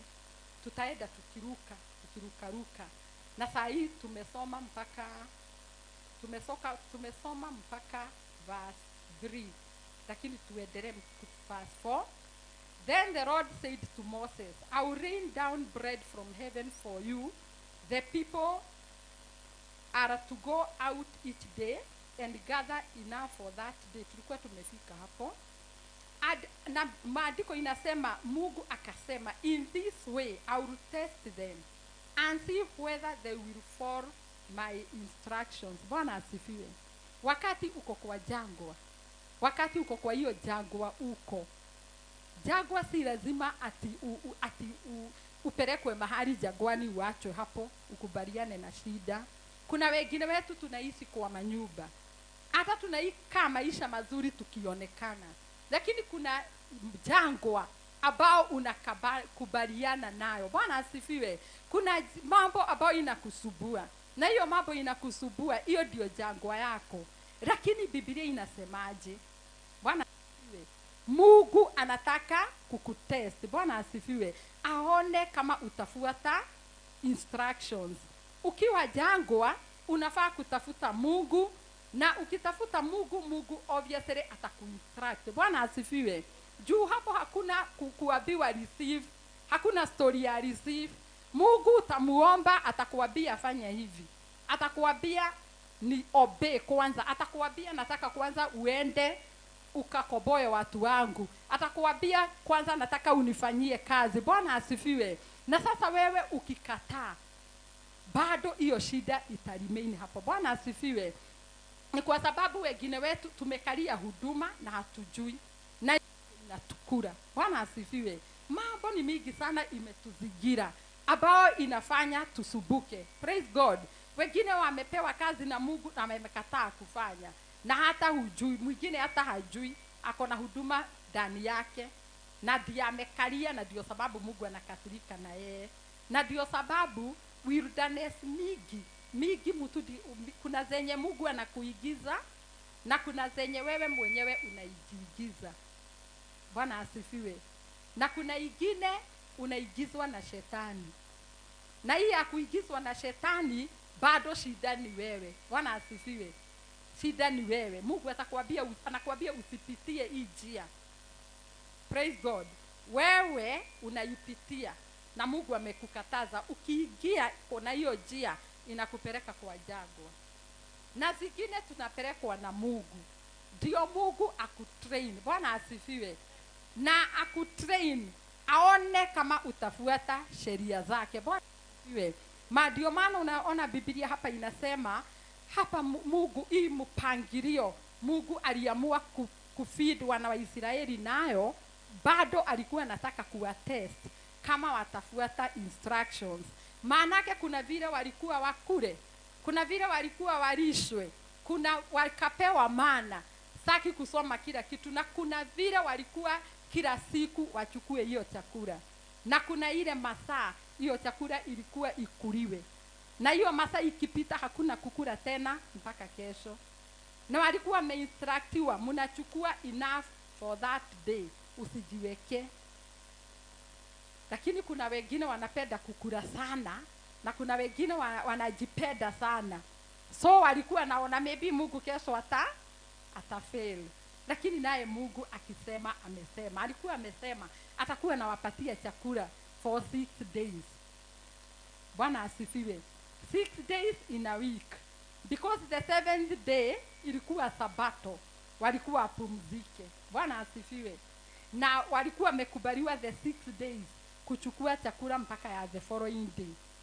Bwana asifiwe. Juu the 7th day hawakuwa wapewe maana, lakini pia the first week, the 7th day, kuna wenye walienda kugather chakula lakini wakapata hakuna. Bwana asifiwe. Mnaona vile tuko disobedient. Hata kitu chakula tu, Mungu anakuambia nitakuwa nakuletea chakula hapo kwa mlango. Enda upiki kesho kutwa, siku fulani usichukue, na bado unaenda. Na niye amesema, kwa hivyo hataleta, unaenda kudu. Bwana asifiwe. Si mnaona shida mingi ni sisi tunajiletea. Tunafanya kazi mingi ambao hatufai kufanya. Praise God. Tunajifanya tunasaidia Mungu, hatuwezi. Bwana asifiwe. Tukijiongoza tutapotea. Bwana asifiwe. Ukiangalia most of the time wana wa Israeli walikuwa wanajiongoza. Bwana asifiwe.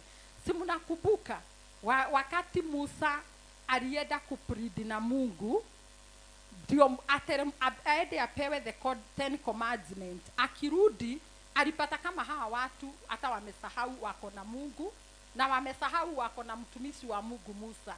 Akapata already wamejitengenezea Mungu wao. Bwana asifiwe. Kwa hivyo shida mingi sisi na kutaka kusaidia Mungu, na Mungu hataki tumsaidie. Mungu anataka tumsikilize. Akituambia fanya, unafanya. Akikuambia usifanye, usifanye. Praise God. Na tukitii na tukifanya kulingana na mapenzi ya Mungu, hatutaingia kwa mashida ingine tuko nayo. Bwana asifiwe. So hiyo safari ya wana Israeli ilikuwa kubwa na ilikuwa na mambo mingi, na the same scripture imeongea venye wale walikuwa na kuchukua chakula mingi, ikilala the following day walikuwa napata mpaka imeoza, iko na mavidudu. Bwana asifiwe.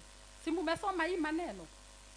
Wanapata hata iko na vidudu. Bwana asifiwe. Na saa hiyo umejiwekea chakula iko na mavidudu na ulikuwa umeambiwa usijiwekee, na ukitoka nje kuna ingine fresh unafaa kuenda kupika.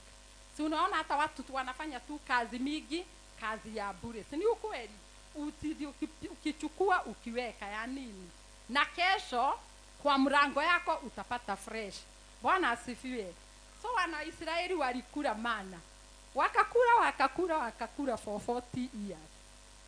Ikafika mahali tena wakakataa hiyo mana. Wao tu. Na hawakuambia Mungu awachejie diet. Hakuna mahali Biblia inasema waliomba Mungu awabadilishie diet. Walianza kucomplain, kwa nini mana tu, ni mana tu, ni mana tu. Wakakasirisha Musa tena akajifuga kiuno, akaenda mbele za Mungu kulilia Mungu, ni kwa sababu ya hii mana. Naye Mungu juu ni mwaminifu na hakuna shida ambao hawezi tatua. Akapromise Musa, akamwambia kutoka kesho nitawapatia mpaka hizo nyama. Hizo nyama wanataka nitawapatia. Bwana asifiwe. Na wana Israeli wakati walianza kupewa hizo nyama, tuletu quails. Maandiko inasema hizo zinaitwaje? Ni nyode ama ni nini? Quails. Wakati zilikuja zilipeperushwa na upepo, zikakuja kwa milango yao, wakazipata zimejaa huko. Na kuna wenye bado walikuwa na gadha mingi za kujiwekea. Na ni kazi ya bure sababu Mungu alikuwa anawapatia hizo kila siku. Walikula mpaka wakashiba mpaka pia hizo wakachoka nazo. Praise God. Lakini juu alishukumia Mungu, kuna kiboko walipigwa. Manake walipata maugonjwa sababu ya kushida, wakitetesha Musa, wanakasirisha mtumishi wa Mungu. Mungu anawapromise atawapatia, watakosa kuamini, wakapewa magonjwa. Na hata Mungu wakati aliwapatia huo ugonjwa, alirudi wakati Musa alimulilia, bado alipeana solution. Bwana asifiwe. Si mnakumbuka about the bronze serpent, ile walikuwa naangalia, wakitazama wanapona. Kwa hivyo kati ya hizo mashida zote Mungu alikuwa analeta solution. Bwana asifiwe. Tuende kwa Biblia tena tuone kama kuna watu wengine walishaingia kwa jangwa. Wana wa Israeli walikaa kwa hiyo shida, wakakaa kwa jangwa, wakakufa, wengi wao wakakufa kabisa, mpaka Musa alikufa huko juu ya kukasirishwa na watu. Akasirika, makakasiriko ikakuwa mingi mpaka Mungu akamuua. Sababu pia na yeye alifika mahali akashindwa na kuhando shida za wana wa Israeli. Bwana asifiwe. Na wakati alikufa, Mungu akainua Harun, naye akaendelea na safari, na wana wa Israeli wakaendelea na kumsubua, kumudhigidhania. Bwana asifiwe. Na hawakufika wote. Praise God. Nataka tuende kitabu ya Ruth chapter 1.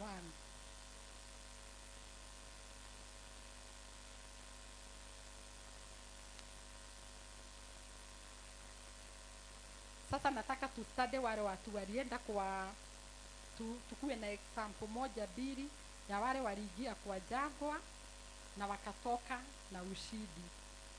Thutha wa gũthigithanio na wakatoka na ushindi. Na hapo ndio tuko, na hapo ndio nataka tusimamie. Tukiingia kwa jangwa, tuamini Mungu, tutatoka na ushindi. Tukubali kubeba hiyo msalaba. Leo Biblia imenishida kufungua. Oh my God. Mumefika. Ruth iko Old Testament after Judges.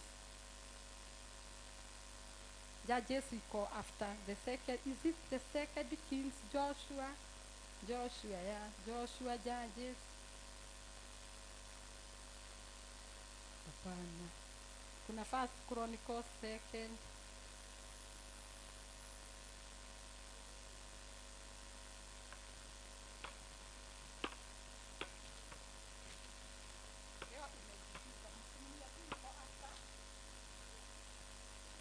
Praise God.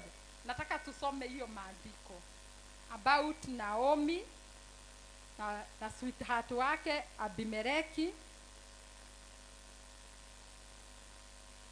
Kwao kulikuwa Jerusalem, Juda, kukawa na njaa, wakakosa na kuvumilia hiyo njaa, kama vile wengine wetu walishindwa, kama vile Wakenya wenzangu wengine walishindwa na kuvumilia mashida ya Kenya. Bwana asifiwe.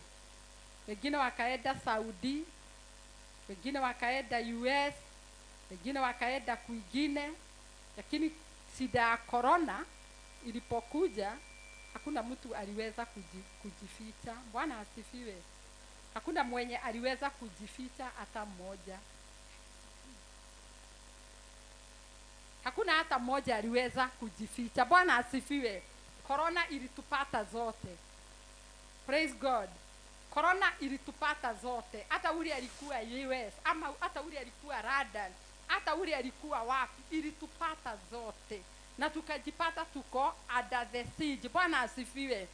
Lakini ile makosa tulifanya moja, hatukutabua tulikuwa tumerushwa kwa jangwa zote. Dunia mzima hatukutabua, hatukujua tulikuwa tumewekwa kwa jangwa. Hatukujua hata kidogo. So vile tulifanya, tulianza mambo mingi, hatukujua. Lakini kuna mtu mmoja alifahamu ni jangwa. I thank God for Magufuli. Bwana asifiwe. Yeye aliunderstand ni jangwa, na akasema makanisa haitafungwa. Sisi tulifunga hapa Kenya, ndio maana mnajua mna kanisa mingi sana hazikufunguliwa, hata zingine hazitawahi kufunguliwa. Si ni ukweli? Sababu kuna kitu moja tulikosa kuunderstand. Kwa hivyo all of us hatukuwa in the spirit. tulikuwa zote tumepungukiwa. Praise God. Venye hii shida ilikuja, tuliachia serikali yetu itatue ikiwa peke yao. Waombezi hatukuomba tuambie Mungu, hii jambo imekuja, what do we do? Nayo serikali hawakuita watumishi wa Mungu wawaambie hii shida imekuja na iko dunia yote, tutafanya namna gani? Bwana asifiwe. Mnajua kutoka kitabu Mungu alikuwa anatofautisha taifa moja na lingine. Hata kama ilikuwa shida ya dunia mzima, wazee wa serikali na wazee wa kanisa wangekaa chini wahado hii issue, waseme hii shida iko Kenya, what do we do as Kenyans? Bwana asifiwe. Hakuna makao walika ikaongelelewa, lakini shida zingine zikipatikana, kuna chaguliagwa komiti ya kuenda kukaa na wafikirie, wa sit down, wa decide, walete solution. Si ni ukweli?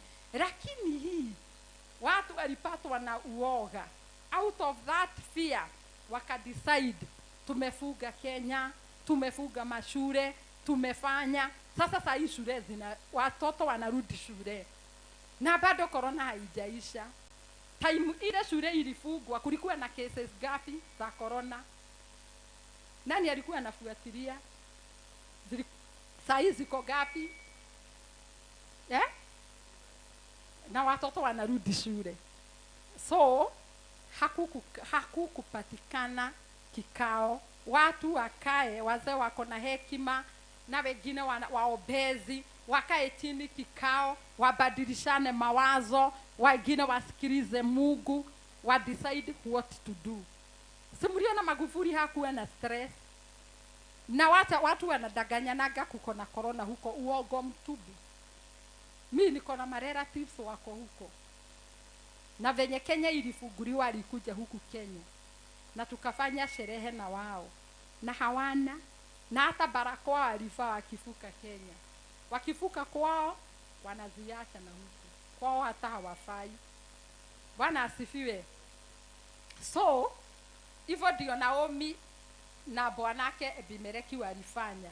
Manake Biblia inasema hii ukame ilikuwa Bethlehem, Juda yote. Kwa nini walitoroka hiyo shida wakiwa peke yao? One family. Ikaona haitavumilia, hawakufikiria, wakarash, wakatoroka. Bwana asifiwe. Nani atanisaidia kusoma hiyo scripture? Ruth chapter 1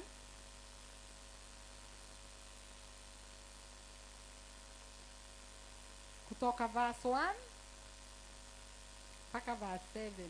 Tufike hapo.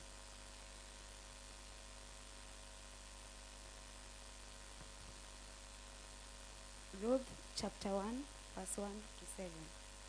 Now it came to pass in the days when the judges ruled that there was a famine in the land, and a certain man of Bethlehem, Judah, went to dwell in the country of Moab, he and his wife and his 2 sons. Verse 2. The name of the man was Elimelech, the name of his wife was Naomi, and the names of his 2 sons were Mahlon and Chirion, Ephrathites of Bethlehem, Judah. And they went to the country of Moab and remained there. Verse 3. Then Elimelech, Naomi's husband, died, and she was left and her 2 sons. Verse 4. Now they took wives of the women of Moab. The name of the one was Orpah, and the name of the other Ruth. And they dwelt there about 10 years. Verse 5. Then both Mahlon and Chirion also died. So the woman survived her 2 sons and her husband. Verse 6. Then she arose with her daughters-in-law that she might return from the country of Moab, for she had heard in the country of Moab that the Lord had visited his people by giving them bread.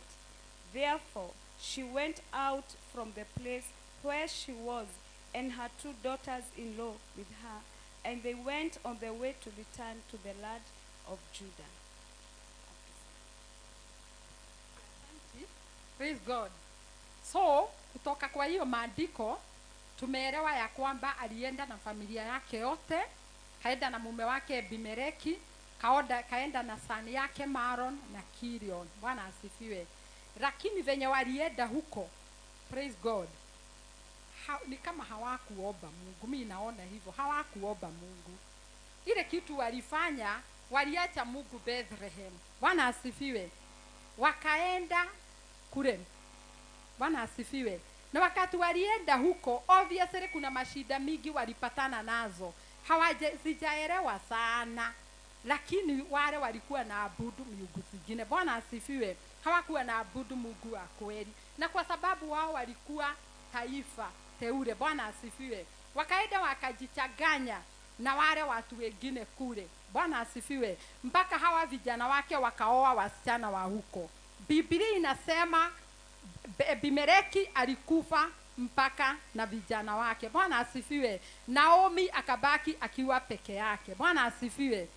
Msisahau, mtoto akiguswa ujue hiyo ni mbegu yako imeguswa. Bwana asifiwe.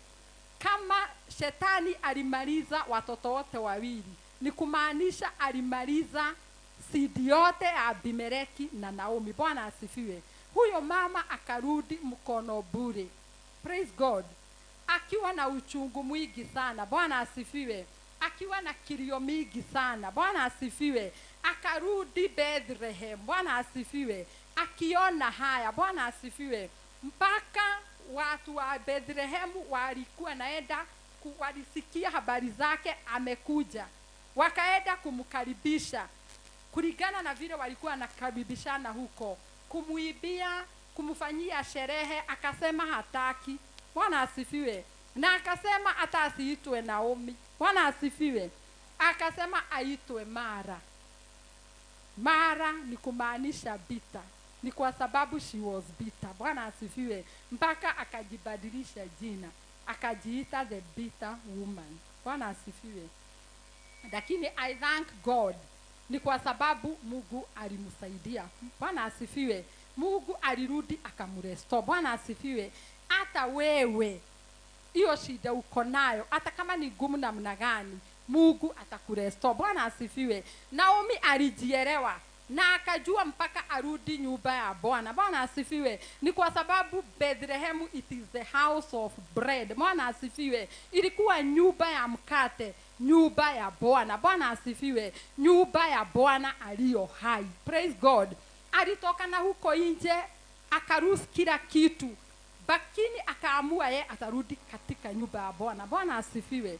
Mnajua mtu saile ako na hiyo mashida kama hiyo, unajua ndio watu wengi ubackslide. Bwana asifiwe. That is the time watu wengi wanatokaga wanaenda kufanya hata ile mambo hawajawahi fanya out of bitterness. Bwana asifiwe.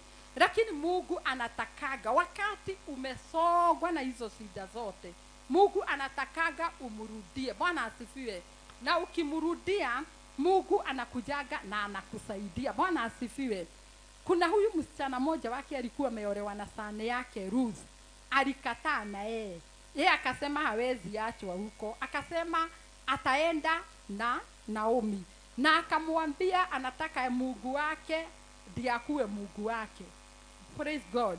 Na akamwambia nataka watu wako wakuwe watu wangu. Na huyu msichana dakika ya mwisho ndiye alikuja kufanya Naomi acheke.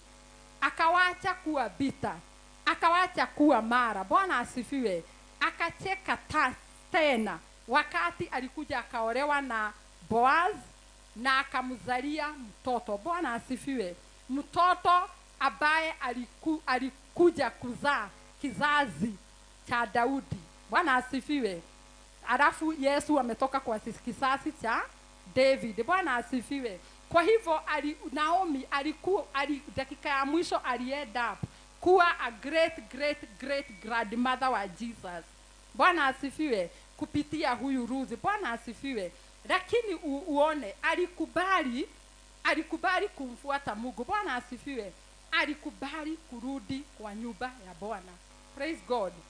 hatari kubwa ni ukue kwa jagwa, halafu ukiwa kwa hiyo jagwa uende kwa miungu mingine. Praise God. Uanze kuenda kwa warogi, uanze kutafuta msaada na huko nje. Kama uko jagwa ya kukosa kazi, ufikirie vile utafuata mavijana wengine mukaibe. Uko kwa jagwa ya kazi msichana, useme hata wale wanakuaga Koinange ni watu. Bwana asifiwe.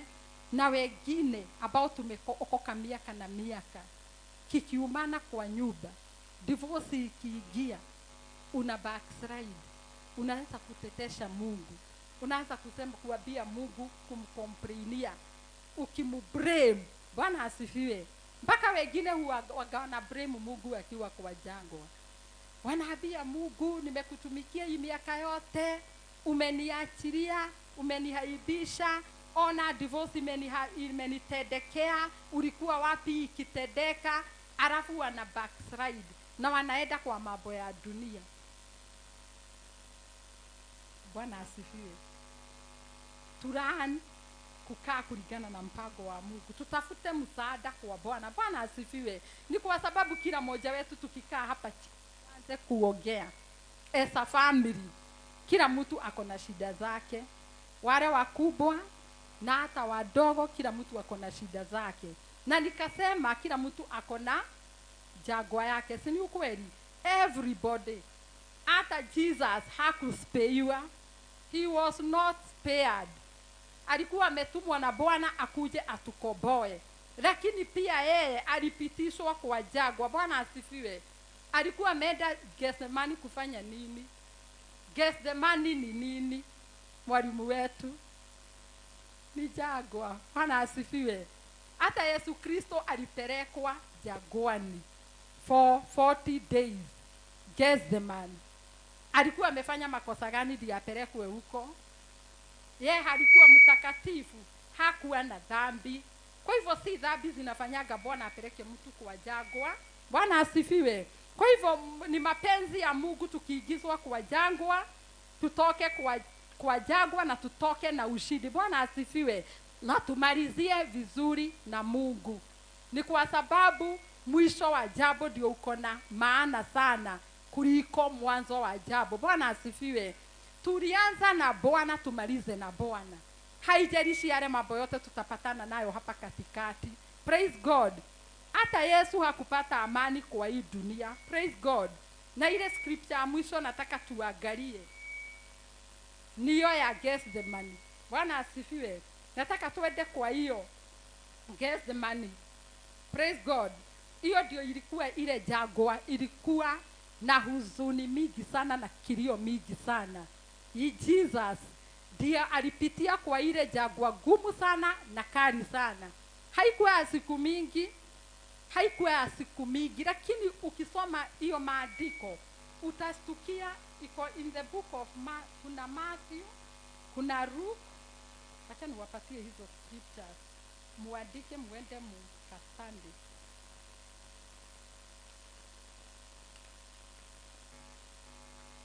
Okay, moja iko Luke 22 verse 4. Nikigusa kidogo, hatutasoma. Nikigusa tu kidogo mpaka Yesu akaomba na akakuwa na huzuni kubwa mpaka alikuwa anasikia kama atakufa. Yeye mwenyewe alifika mahali, alikuwa anajua ile njia atapitia msalaba, lakini ilifika mahali mpaka akaomba Mungu amuondolee hiyo kikombe. Na walikuwa wamesikizana na Mungu, lazima atakunyia hiyo kikombe. Bwana asifiwe. Hiyo kikombe ya kuteswa, hiyo kikombe ya kubeba msalaba, hiyo kikombe ya kuharibiwa mwili wake, ili akamwage damu yake, ili akaweze kuukomboa ulimwengu. Bwana asifiwe. In Luke 22 mpaka malaika, I thank God tulifunzwa mambo ya malaika. Mpaka malaika wa Mungu akateremka kutoka biguni, akaenda kusaidia Jesus ili amtie nguvu. Ni kwa sababu pia yeye alikuwa ameishiwa na nguvu. Bwana asifiwe. Hizi shida tunakosaga kuvumilia ndio zinafanya unasikia mtu amejinyonga. Kwa nini ujinyonge? Bwana asifiwe. Si mnaona tu ile shida ya mwanzo. Tumesoma tukaona wana wa Israeli walikuwa na tamani afadhali Mungu angekuwa amewaua wakiwa Misri kwa njia zake. Bwana asifiwe.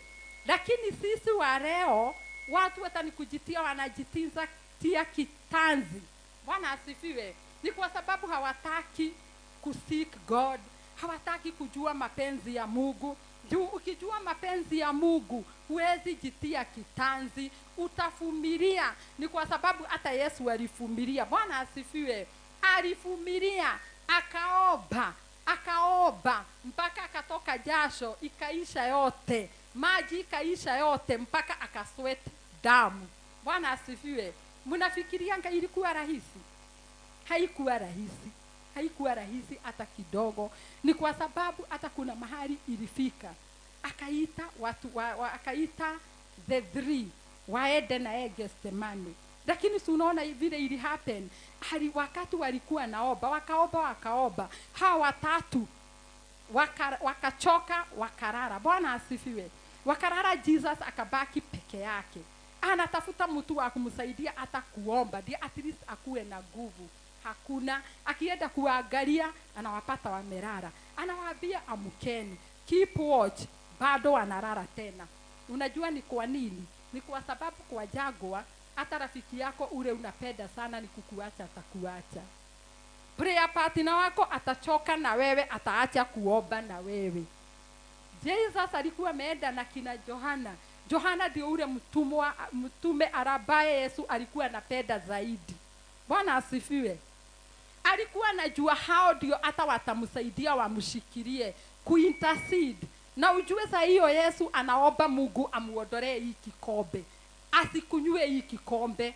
Sababu aliona hii kikombe wakati alikuwa amekubali. Lakini wakati aliingia kwa reality, akasikia hii kikombe ni gumu, sitaweza. I thank God alimtumia malaika akampatia nguvu. Bwana asifiwe. Praise God. Katika kitabu cha Yeremia kuna mtu alisaki tufugue Yeremia chapter 4 verse 19. Alikuwa anahuzunika. Huyu mwenye alikuwa analia, oh my soul, oh my soul. Praise God. Yani unapitia kwa uchungu, unapitia kwa agony, mpaka ndani yako unasikia uchungu, mpaka roho yako inasikia uchungu. Bwana asifiwe. Mwenye alikuwa ameiba, what a friend we have in Jesus. Enda utafakari hiyo maneno. Mnafikiri alikuwa amepitia nini na nini ndiye akaiba hiyo wimbo? Na ndio maana I thank God for Reverend. Aliwaambia si kila wimbo ni wimbo yako. Praise God. Kuna nyimbo zingine zitaibwa na waibaji, ni mzuri na ni za kulilia Mungu, lakini zingine wacha kuziiba, sisikize tu. Sababu hujui ukiingizwa kwa ile kitu huyo mtu amepitishwa ndiye akaiba hivyo, huwezi stahimili. Bwana asifiwe. Si nyimbo zote ni nyimbo zetu. Okay? Ule muibaji aliiba it is well with my soul. It is well, it is well. Ndio aibe hivyo. Sababu alikuwa amefika mahali mpaka sasa yeye mwenyewe ana comfort roho yake. Mpaka unafika mahali una comfort roho yake. Roho yako wewe mwenyewe. Unafika mahali una realize hakuna rafiki mwingine isipokuwa Jesus. It means alikuwa ameachwa na marafiki wote. Wote akabakishiwa Yesu peke yake na malaika na Roho Mtakatifu. Bwana asifiwe. Roho Mtakatifu akamweka hiyo maneno. Ameomba, amekosa word. Mpaka Roho Mtakatifu akaiba akiwa ndani yake. What a friend we have in Jesus. Ukiiba, wacha kuiba tu. Tafakari hayo maneno. Catch the words, meditate them. Kuna nyimbo zingine si hatufai kuiba. Na I thank God, mimi nilikuwa najua hivyo. Kuna nyimbo nasikia gazikiibwa na ni mzuri sana. Lakini nasikia wacha kwanza nisikie hiyo ujumbe.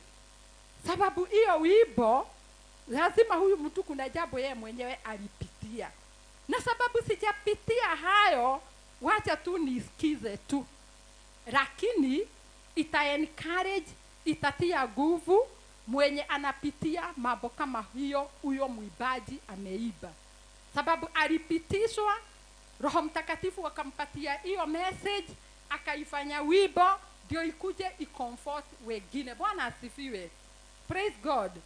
So tuibage wimbo na ufunuo. Bwana asifiwe. Na katika jagwa Bwana atupatie wimbo mpya. Praise God. Kila mtu akuwe na song yake. Praise God. Kila mtu akuwe na wimbo yake. Bwana asifiwe. Ukikuwa na song yako, uombe Mungu akujaze Roho Mtakatifu akupatie wimbo yako, kikiumana unaiba hiyo wimbo. Bwana Yesu asifiwe. Unaiba hiyo wimbo. Ukiiba hiyo wimbo inakucomfort. Juu ukiiba hiyo wimbo utaanza kufikiria na kufika mahali pa kusema hii sitaweza. Alafu uamue kujitia kitanzi. Hutajitia, sababu lazima ukiwa kwa jagwa Mungu atakupatia message yako we mwenyewe, si ya watu wote, yako binafsi. Juu kila mtu ako na jagwa yake. Mwingine ako jagwa ya kapesa akapatagi, mwingine ako na shida ya mwili, ako na ugonjwa na madaktari wamesema hawawezi. Bwana asifiwe. Mwingine ako na shida, Bwana asifiwe, mpaka watu wenu wamekutoroka. Nilisikia testimony ya mama mwingine, mpaka watu wao wakamudisoni, mpaka wakamtoa kwa nyumba wakamweka kwa store ararage huko, na sasa hiyo ni mgonjwa. Your own mother, your own sisters, uko mgonjwa, umefukuzwa na Bwana juu ya ugonjwa, umeenda Kenyatta, umekaa huko sijui miaka 3, umedischargewa hospitali, hakuna mtu anataka kukutake in, mpaka your mother and your sisters. Na sababu wamekosa kukujia hospitali, unafikiria hapo tu ndio nawe, hata kama hawajakuja huko ni nyumbani naenda. Kuenda kumbe hawamtaki, unawekwa kwa kasto na unapewa kikombe yako ya kukunywa maji nao, unapewa ya chai na sahani, hakuna kuchanganya. Ukaage hapo peke yako. Bwana asifiwe, peke yako hapo. Na hapo ndio inafikanga mahali Mungu anakupatia wimbo. Bwana anakupatia wimbo yako binafsi. Praise God. Na ni kwa sababu najua tunapitia. Mnajua nilichelewa ni kwa sababu ya hii message. Mnajua nilikuwa na message nyingine. Unajua hii message nimeicompose kama nimemaliza kila kitu na nimefaa. Nikakaa chini sasa nikaambia Mungu, mimi niambie ni nini sasa? Juu nilikuwa na ujumbe nilikuwa nimetengeneza mzuri sana wa kuequip the church. Bwana asifiwe. Message ya kuequip the church. Lakini nikapewa hii message na nikasikia ni hiyo na ni hiyo na ni hiyo. Hata venye nimekuja nimekaa pale nimeambiwa mambo mingi sana yenye some of them nanena hapa. Hiyo ujumbe between saa 2 na saa 3 ndio nimestudy hiyo message. Sababu ni kukuja imekuja. So I believe tuko kwa jagwa. Bwana asifiwe. Wengine wetu wako na kilio ndani yao na iko gumu sana, ni kugumu. Bwana asifiwe. Lakini Bwana anataka tumtegemee wakati huu. Na ile kitu nitawaacha nayo ni ya kwamba Mungu akupatie wimbo wako. Bwana asifiwe. Akupatie wimbo itakuwa ina encourage na kutia nguvu wale watapitishwa hiyo hali yako, lakini haitakuwa ya kila mtu, ni yako, special from heaven for you. Bwana asifiwe. Hata mimi naomba Mungu nikiwa hapa mbele ya madhabahu, Mungu anipatie wimbo mpya yangu binafsi. Praise God. Na kama nitaiba, Mungu akiarao niibe, itakuwa ya kucomfort na kuencourage wale watapitishwa yale mimi mwenyewe napitia. Bwana asifiwe. Haitakuwa ya kila mtu, si kila mtu ataidance. Praise God. Si kila mtu ataidance. Na kutoka siku ya leo mjue si kila sherehe ni yako. Kuna sherehe zingine zinaweza endwa hata ni za kifamilia, lakini kama unaomba Mungu atakuambia hiyo usiende, na ukikataa Mungu atasababisha hutaenda. Mambo itatokelezea asubuhi hutaenda. Kama unaombanga na kama wewe uko kwa mpango wa Mungu na kama wewe ni mbegu ya Mungu. Bwana asifiwe. So nitawaachia hapo. Mungu awasaidie, kila mtu ajiombe, na Reverend ako hapa ataendelea, atawaombea, atawaguide how to go. Bwana asifiwe sana. Simama tu hapo. Kwa hivyo wale tunaibaga ile wimbo inaibwa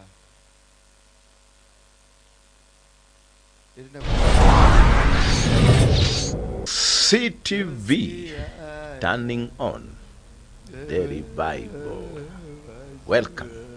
Sasa hiyo mnaimba mkiwa kwa msi. Siriama tusia. Ogwo ni odo. Tumefundishwa aje? Katika safari yangu twatembea na wewe. Najua ngoja. Pamoja utawaweza Yesu. Pia kwa lugha mbele ya darama. Najua nilikuwa nakuja hapo kwa hiyo wimbo kwa sababu hakuna mtu anapenda hiyo wimbo kama mimi. Sasa nikiwa pale nimeanza kusifikiria, nimeanza kujiuliza swali moja ninaibaga. Hebu tuibe hiyo katika safari.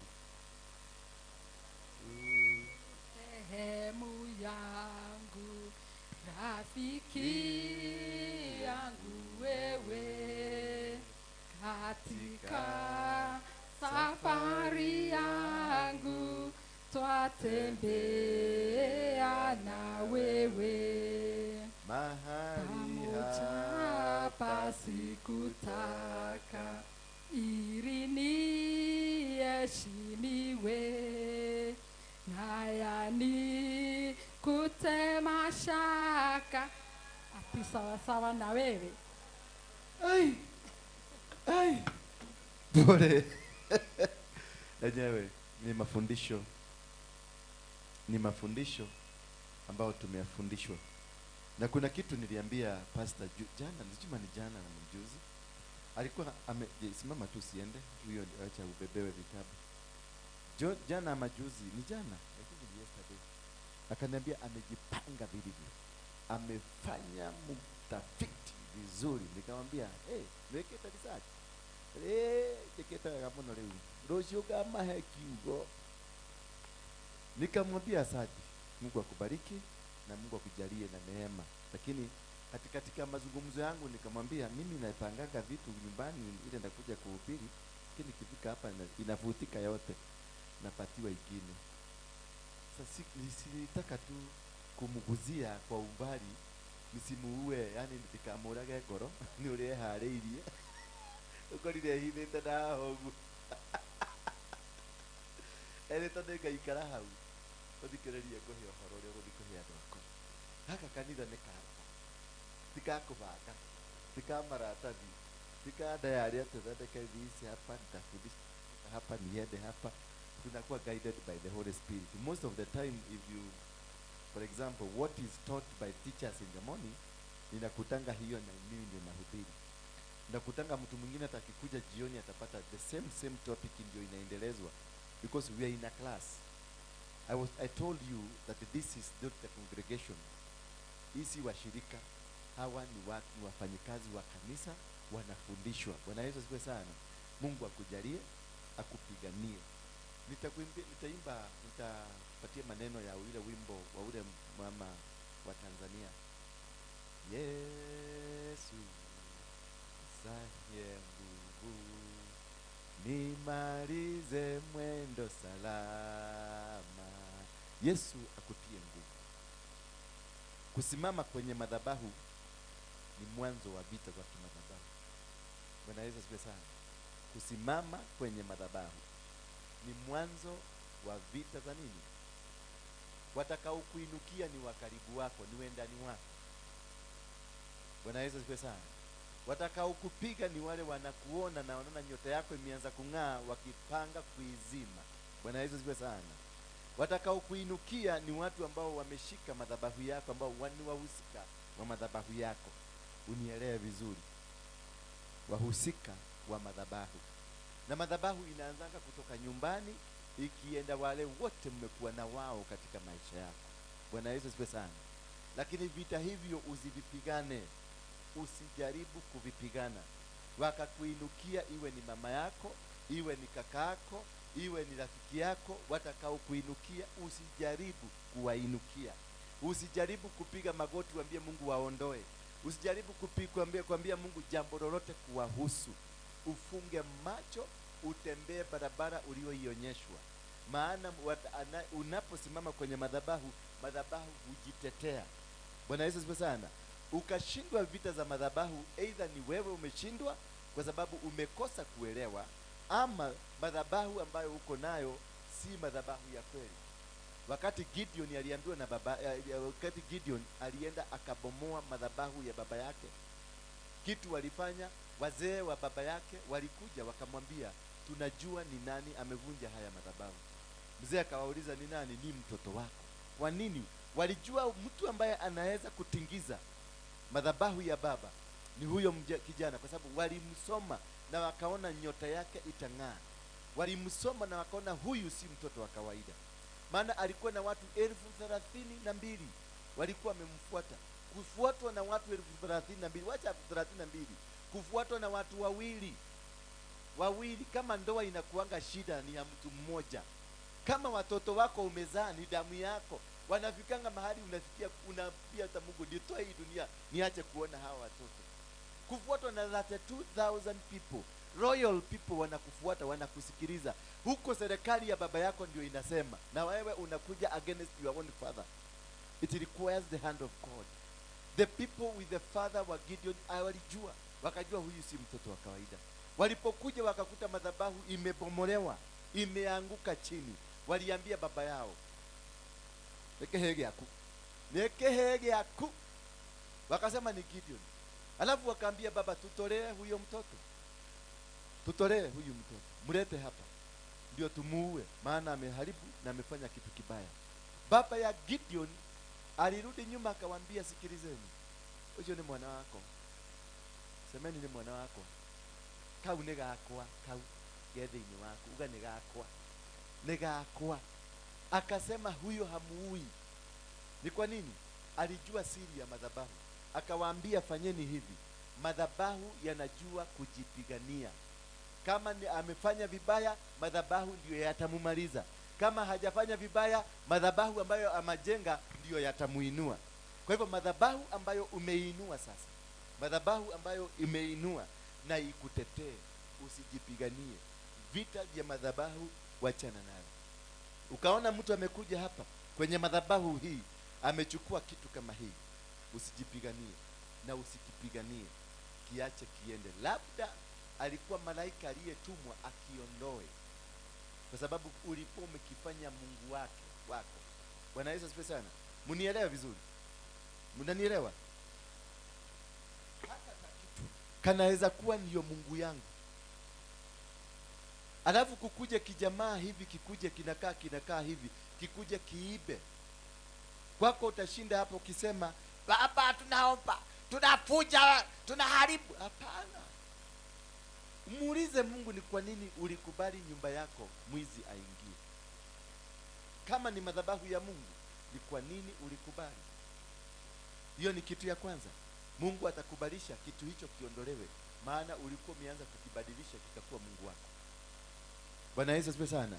Na namba 2, kuna mtu ambaye amebebeshwa laana. Amefanya nini? Amebebeshwa laana, na hiyo laana inampelekea kwenye mauti, na mauti yale anakuja kuchukua kitu hapa, anaenda nacho, kinamuongezea ile laana ambayo ni ya kummaliza.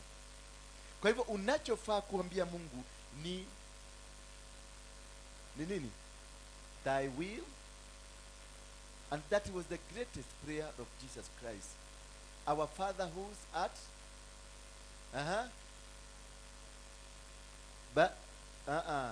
Okay, kamuhotire. Tuanze. Our Father.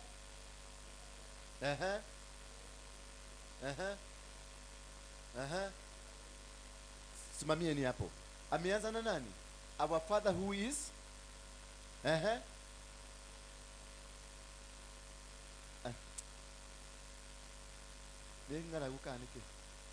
Our Father who is in heaven, hallowed be thy name. Ameanza our Father, hallowed ni nini? Glorified. He glorified God. He mentioned God. Then it's number 2, he glorified God. Number 3, thy kingdom come. Still it is glorification of who? Of the Father. Number 4, thy will be done. So from prayer 1 to prayer 4 is about God. Is about God. So thy will come, thy will come. Fanyika, mapenzi yako yafanyike, yatendeke. Unapoinukiwa na mganga, usiende kubishana na mganga. Ako na nguvu kukushinda. Niguo ngemenya muganga ni muri. Ono uri baikaga guku no ri na yaga guku no ge kama maundu maria mangi. Mwazete vita na mganga hivi. Atakumaliza asubuhi. Amekuinulia madhabahu, inua madhabahu. Nenda kwa nyumba ya Mungu, inua madhabahu. Wachana na yeye. Wachana, hujui ametoa kafara ngapi. Humjui ameinua nini. Ni sadaka gani alitoa. Wewe alienda akatoa sadaka ya ng'ombe ama shilingi 1,100. Amepelekea mganga. Ama mganga huyo ameinua madhabahu ya 1 million. Hapa kanisani unatoanga sadaka ya 50 bob. My friend, nyogo tuma. Utarukaruka na utaobewa uwekelewa mikono, miguu na uwekelewa mawe juu yako. Sadaka ambayo inafanya kazi ni ile kubwa, the sacrifice. Ile inafanya kazi ni ile iko juu, iwe ya shetani, iwe ni kwa Mungu. Mfalme wa Afilisti, Bwana Yesu asifiwe sana. Elijah alitabiri. Akawasambia wana wa Israeli, nendeni kwa vita na mtashinda. Walipoenda pale wakapata Wafilisti, wakagaragalia Wafilisti, wakaipiga Wafilisti, Wafilisti wakanyongwa. Mfalme alipoona sasa neni kinyereto, neni reu, neni marenda kuraga. Alishika mtoto wake wa kiume, his firstborn. Akamgongesha ukuta, akamtoa sadaka. Nini ilifanyika? Wana wa Israeli walipelekwa mbio. Waligaragalia mbio. Kwa maana sadaka ambayo imetolewa ni kubwa kuliko ile ilikuwa imetolewa. Ilibidi warudi tena wakainue sadaka nyingine. Ndio warudi kwenye vita. Vita vya kimadhabahu ni za madhabahu.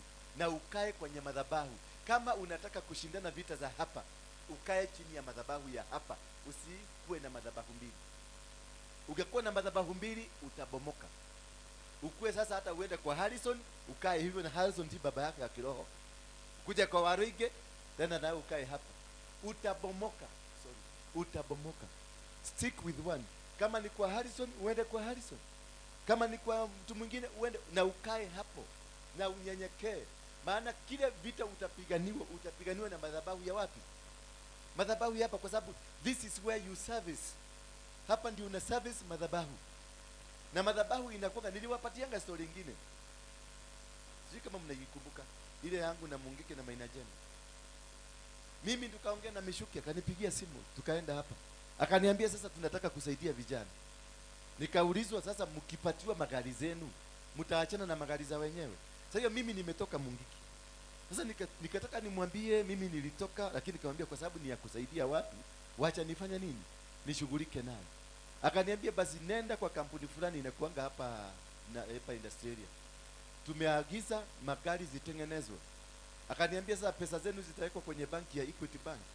Loan mtapatiwa loan ya mshikane vijana 10 basi moja, 10 basi moja, 10 basi moja. Na tukapangwa hivyo na tukakuwa ni hivyo. Sasa mimi nikaingia huko mtaani, nikatengeneza na hiyo vikundi ya watu 10. Sasa wakati wa kwenda kuchukua hiyo check ndio ipelekwa Equity Bank, ndio ifanye kazi. Nikapigiwa simu South Africa na mayor wa Pretoria. Akaniambia kuna ka project tulikuwa tunafanya naye huko. Akaniambia kuja haraka sana, very fast. Haraka sana. Na hata wacha nikutafutie ndege special. Na akanitafutia ndege. Asubuhi nipigia asubuhi, jioni nilikuwa kwenye ndege ya kwenda South Africa. Na ilikuwa Wednesday. Sasa nikajua, nikamwambia lakini I have a meeting on Friday. Sababu Friday ndio tulikuwa tukutane na Michuki. Nikamwambia wacha nikuje Friday jioni, juu niko na meeting. Akaniambia just come by you will go back tomorrow. Nifike tu ni sign, nifanya nini? Nirudi. Kufika huko South Africa, yule ambaye ni president alikuwa huyu Jacob Zuma, ndiye alikuwa sign. Kuna kitu huko wanapatiananga mashamba kubwa kubwa, na ni serikali inapatiana, hapo inakufinance unalima. Sasa tukiwa huko kasemekana Jacob Zuma ameenda Namibia. Sasa ikasemekana lazima nilale ndio akikuja tu sign. Aliposhuka tu ndege akasema hawezi patikana, atapatikana Friday jioni, tuende State House ya huko jioni. Sasa ikabidi nikae. Nilipokaa huko na hawa jamaa wakaanza kunitafuta. Kina Kemeni wakanitafuta, wakakosa. Sasa wakasema si yule mwingine wanakuwaka na yeye. Si atafutwe tu kwa sababu ni kiongozi wao. Wakamtafuta. Sasa hiyo ni hapo Harambee House. Mnajua Harambee House iko penye iko? Harambee House iko hapo juu. Naye huyo mwingine alikuwa KICC, kuna mkawa inaitwa Tintin hapo chini. Mna nani wanajua Tintin? Alikuwa hapo chini. Kukunywa chai, hakuwa anakuja biashara. Ni venye tu naweza sema tu tukanywe mkawa Tintin. Wakaenda Tintin saa 4 asubuhi. Saa 4 asubuhi akapigiwa. Mimi nimekosekana kwa sababu nimechelewa kufika. Akapigiwa. Akasema hata niko hapa KICC. Akaambiwa apanda ghorofa ya 6 Harambee House. Na akapanda. Akaputa kila kitu imeandaliwa kwa meza. Chakula, mwanzo ni chakula, breakfast ile ya ufalme.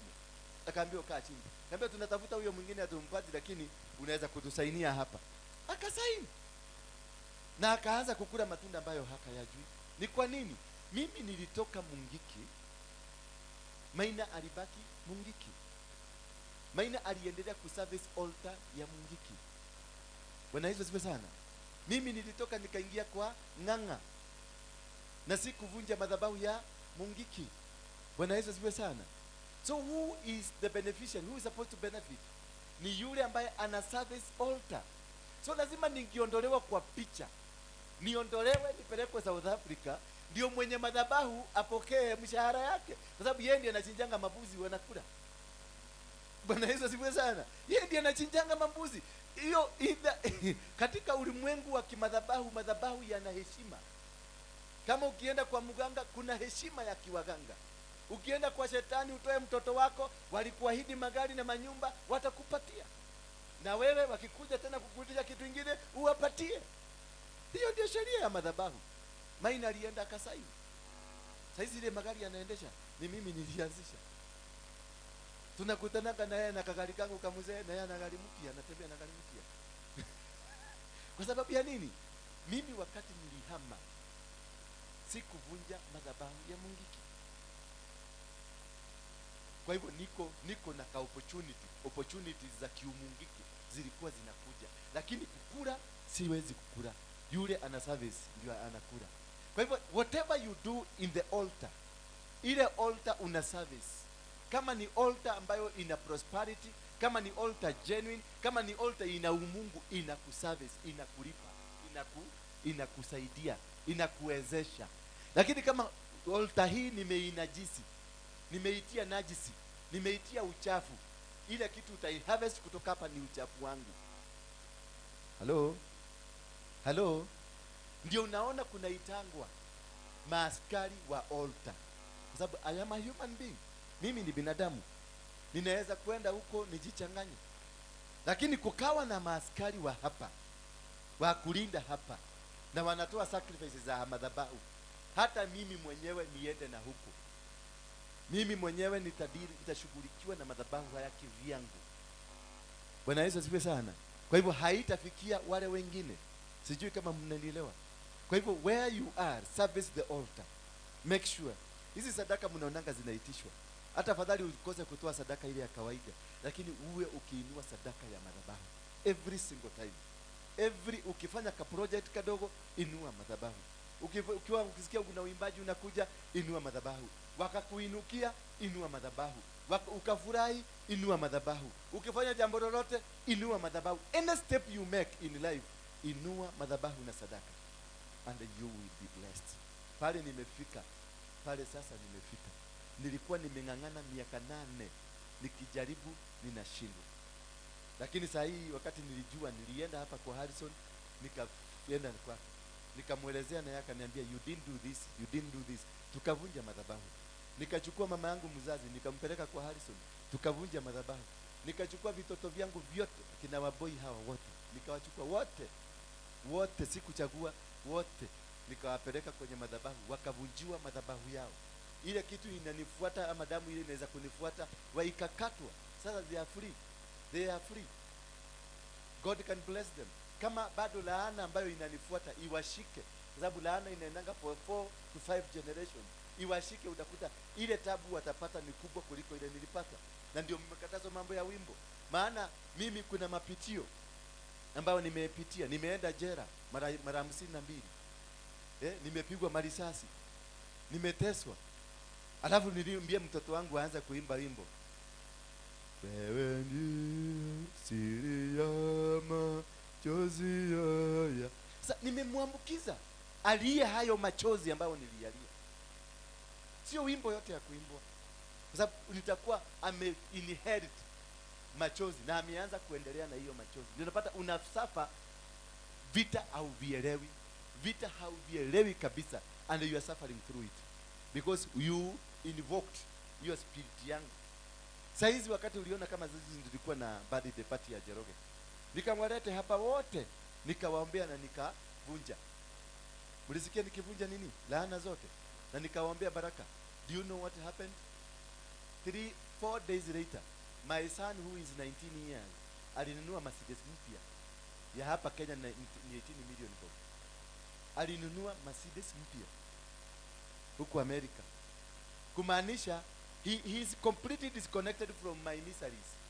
Hayuko connected na mashida zangu. Hata hao wengine wote wamebarikiwa. Labda mjitupe. Wapo no muiteire. Susi. Dan, labda mjitupe. Aya problem ile nilipita. Ile kutembea mguu, hapana, hamutatembea hiyo. Hamutahangaika. I've paid that price. I have paid your price. Sasa nimuruke hapo juu, muzidi kichwa changu, muende mbele. Muende mkue matajiri. Kama ni uhubiri wangu pale utafika, waboi mpande zaidi. Yaani ukue hata unatepedaga, unapepia huko kwa hewa hivi ukihubiria watu. Bwana Yesu asifiwe sana. And that is what we should do. Wakati niliita mama yangu nikampeleka, nikamwambia mami, hata sikuwa nimemwambia. Tulipofika tu kwa Harrison nikamwambia kila toka vokavo kwenye kunanga ke magogona mariko nige we durari kabi. Hapana mami, sasa hapa siki ya dora. Unajua vile vituko umefanya wewe kutoka utoto yako, usichana yako, umama yako mpaka pale tumefika. Si unajua vituko zote? Sitaki kuzijua. Ukifika pale kwa Harrison wewe ujue venye utabiana na mguya ukaso. Na mimi nilikuwa na sadaka na pesa, nikamwambia shika hii, weka kwa bahasha hii uitoe kama nini. Tukarudi, huyu dada yangu akakuja na mchungaji nyumbani, tukaitwa sisi yote pamoja, tukaomba na tukavunja madhabahu ya nini, ya boma. Sasa tukaachanishwa.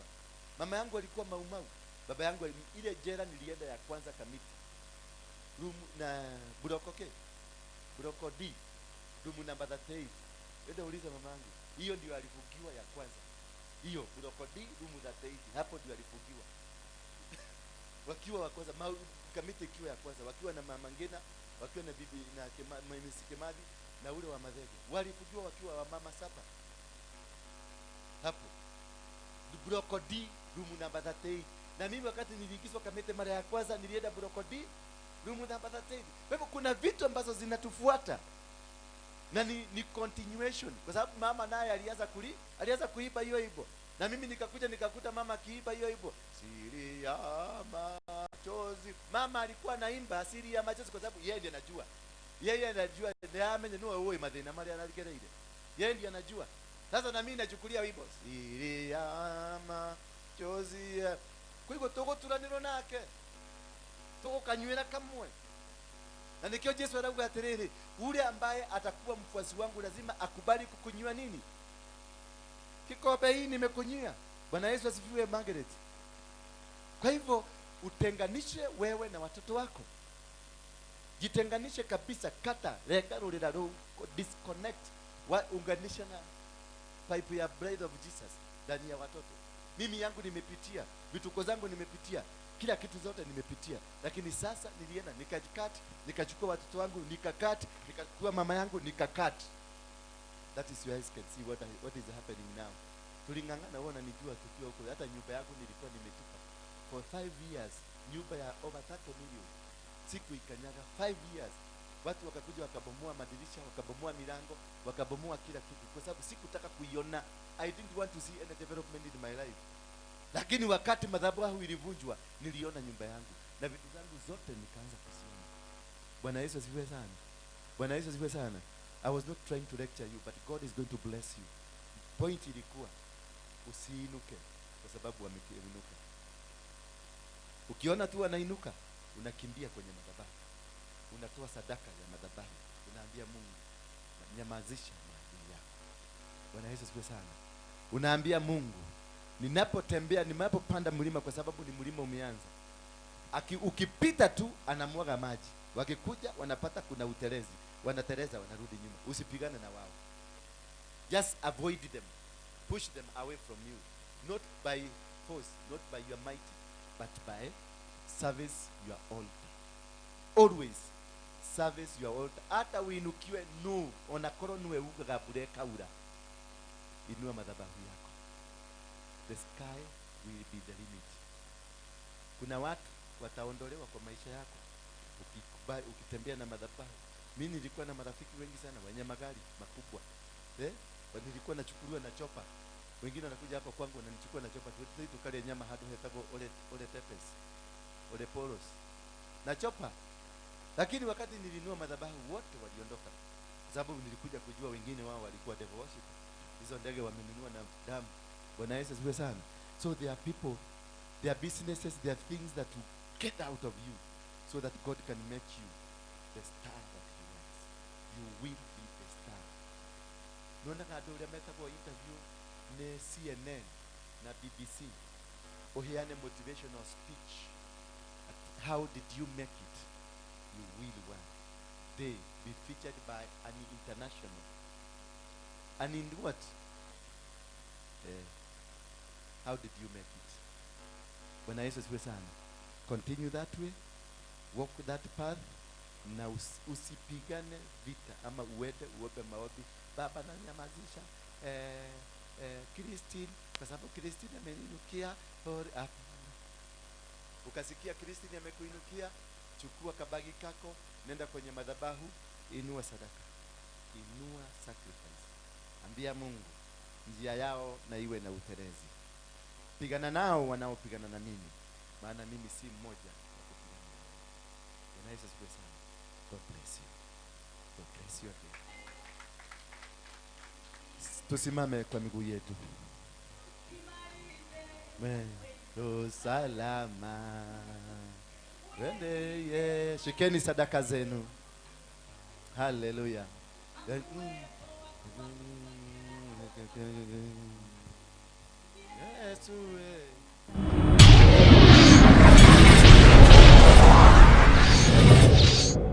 CTV, turning on the revival. Welcome.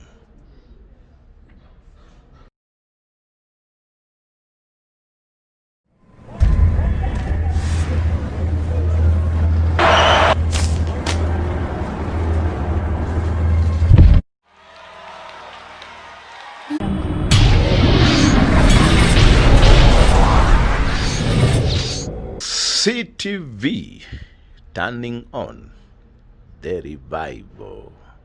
Welcome.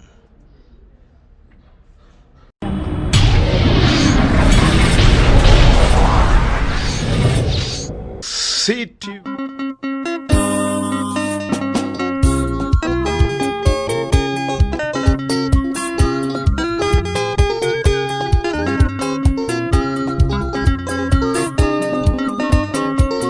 I say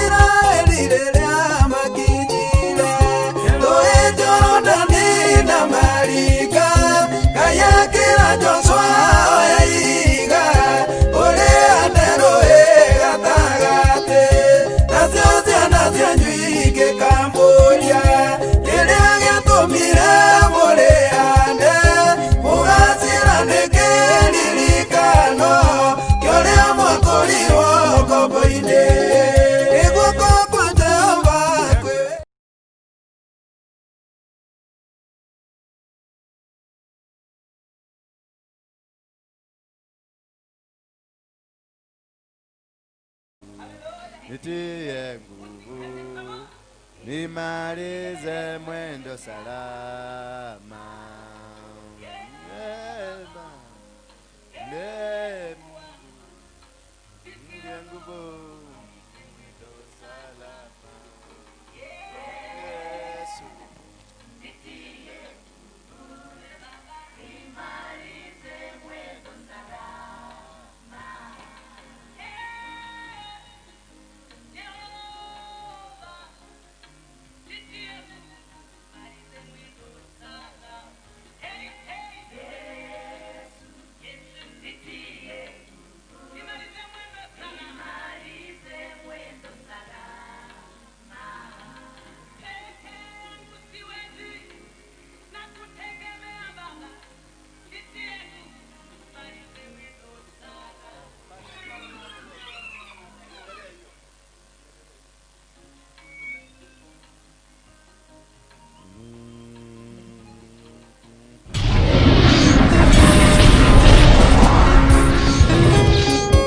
CTV, turning on the revival. Welcome.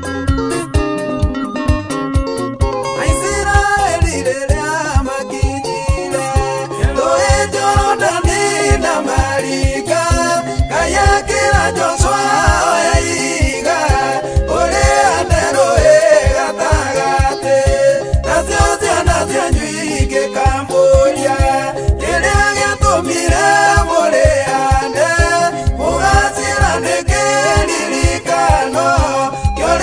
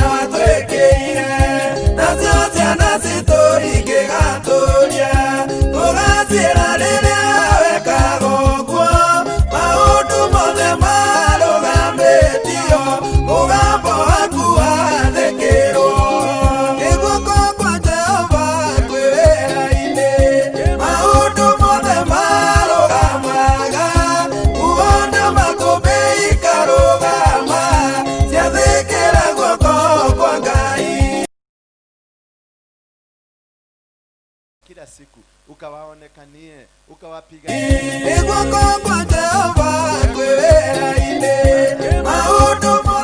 kama wewe. Hakuna aliye na uwezo na ushinda wako. Hakuna Mungu aliye duniani wala mbinguni ambao wako kama wewe. Wewe ndio uliumba mito, wewe ndio uliumba milima, ukaumba hata mabahari, ndege wa angani ukawaumba, wanyama waishio vikichekani ukawaumba, hata binadamu wewe ndio ulituumba. Kwa mfano wako tukaumbika, kwa mfano wako sisi tumekaa, tumeishi kwa mfano wako, tunatembea kwa mfano wako, tunakula kwa mfano wako, tunaongea kwa mfano wako. Jehova, tushike tu mkono, maana sisi ni viumbe. Ulitulalisha kwenye, ulivinyanga udongo, ukatulalisha, kisha ukatufufua, ukatuwezesha. Sasa tuko hapa, ndio tu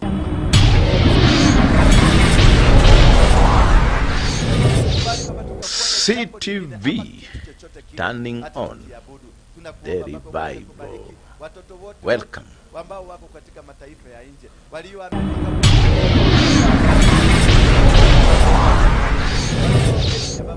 CTV turning on the revival.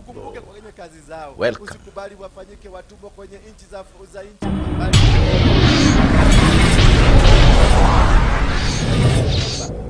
CTV turning on the revival. Welcome. Kwenye mataifa ya nje ukasema utatubariki. Kwenye nchi za mgamba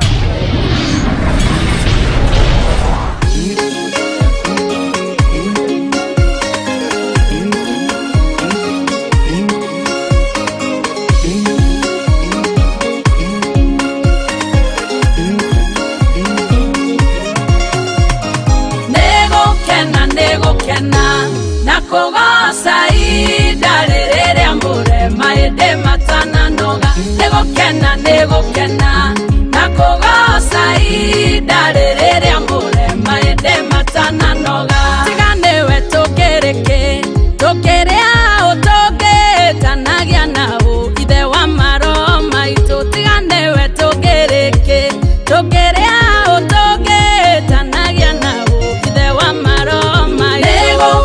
Nĩgũkena na kugoca ihinda rĩrĩa mũrema ĩndĩ matananoga. Nĩgũkena na kugoca ihinda rĩrĩa mũrema ĩndĩ matananoga. We mũtũhei muoyo, mũtũrori o mũndũ ithenya rĩake, akamũhe igai rĩake.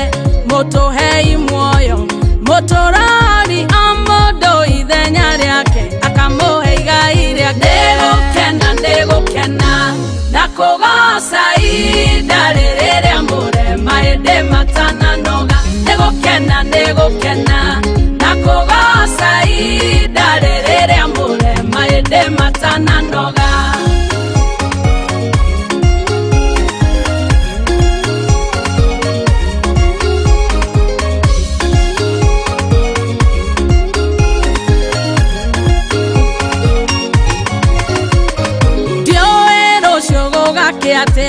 No ndĩna mamwambĩrĩria wa wĩra ũyũ, ndanogagio nĩ niĩ, ndiũĩ gũgakĩ atĩa. No ndĩna mamwambĩrĩria wa wĩra ũyũ, ndanogagio nĩ niĩ. Nĩgũkena na kugoca ihinda rĩrĩa mũrema ĩndĩ matananoga. Nĩgũkena na kugoca ihinda rĩrĩa mũrema ĩndĩ matananoga. Nĩmanĩekĩte manene maũndũ matarĩ monwo, Mwathani mũnene. Nĩmanĩekĩte manene maũndũ matarĩ monwo, Mwathani mũnene. Nĩgũkena na kugoca ihinda rĩrĩa mũrema ĩndĩ matananoga. Nĩgũkena na kugoca ihinda rĩrĩa mũrema ĩndĩ matananoga. Nĩgũkena na kugoca ihinda rĩrĩa mũrema ĩndĩ matananoga. Nĩgũkena na kugoca ihinda rĩrĩa mũrema ĩndĩ matananoga.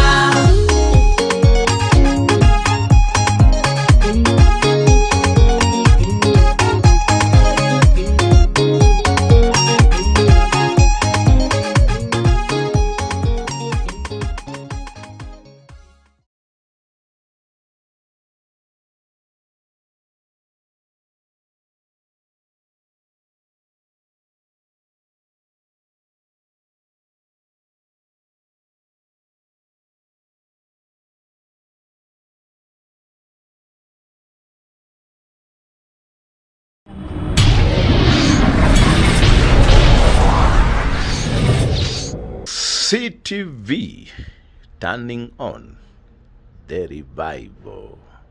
Welcome.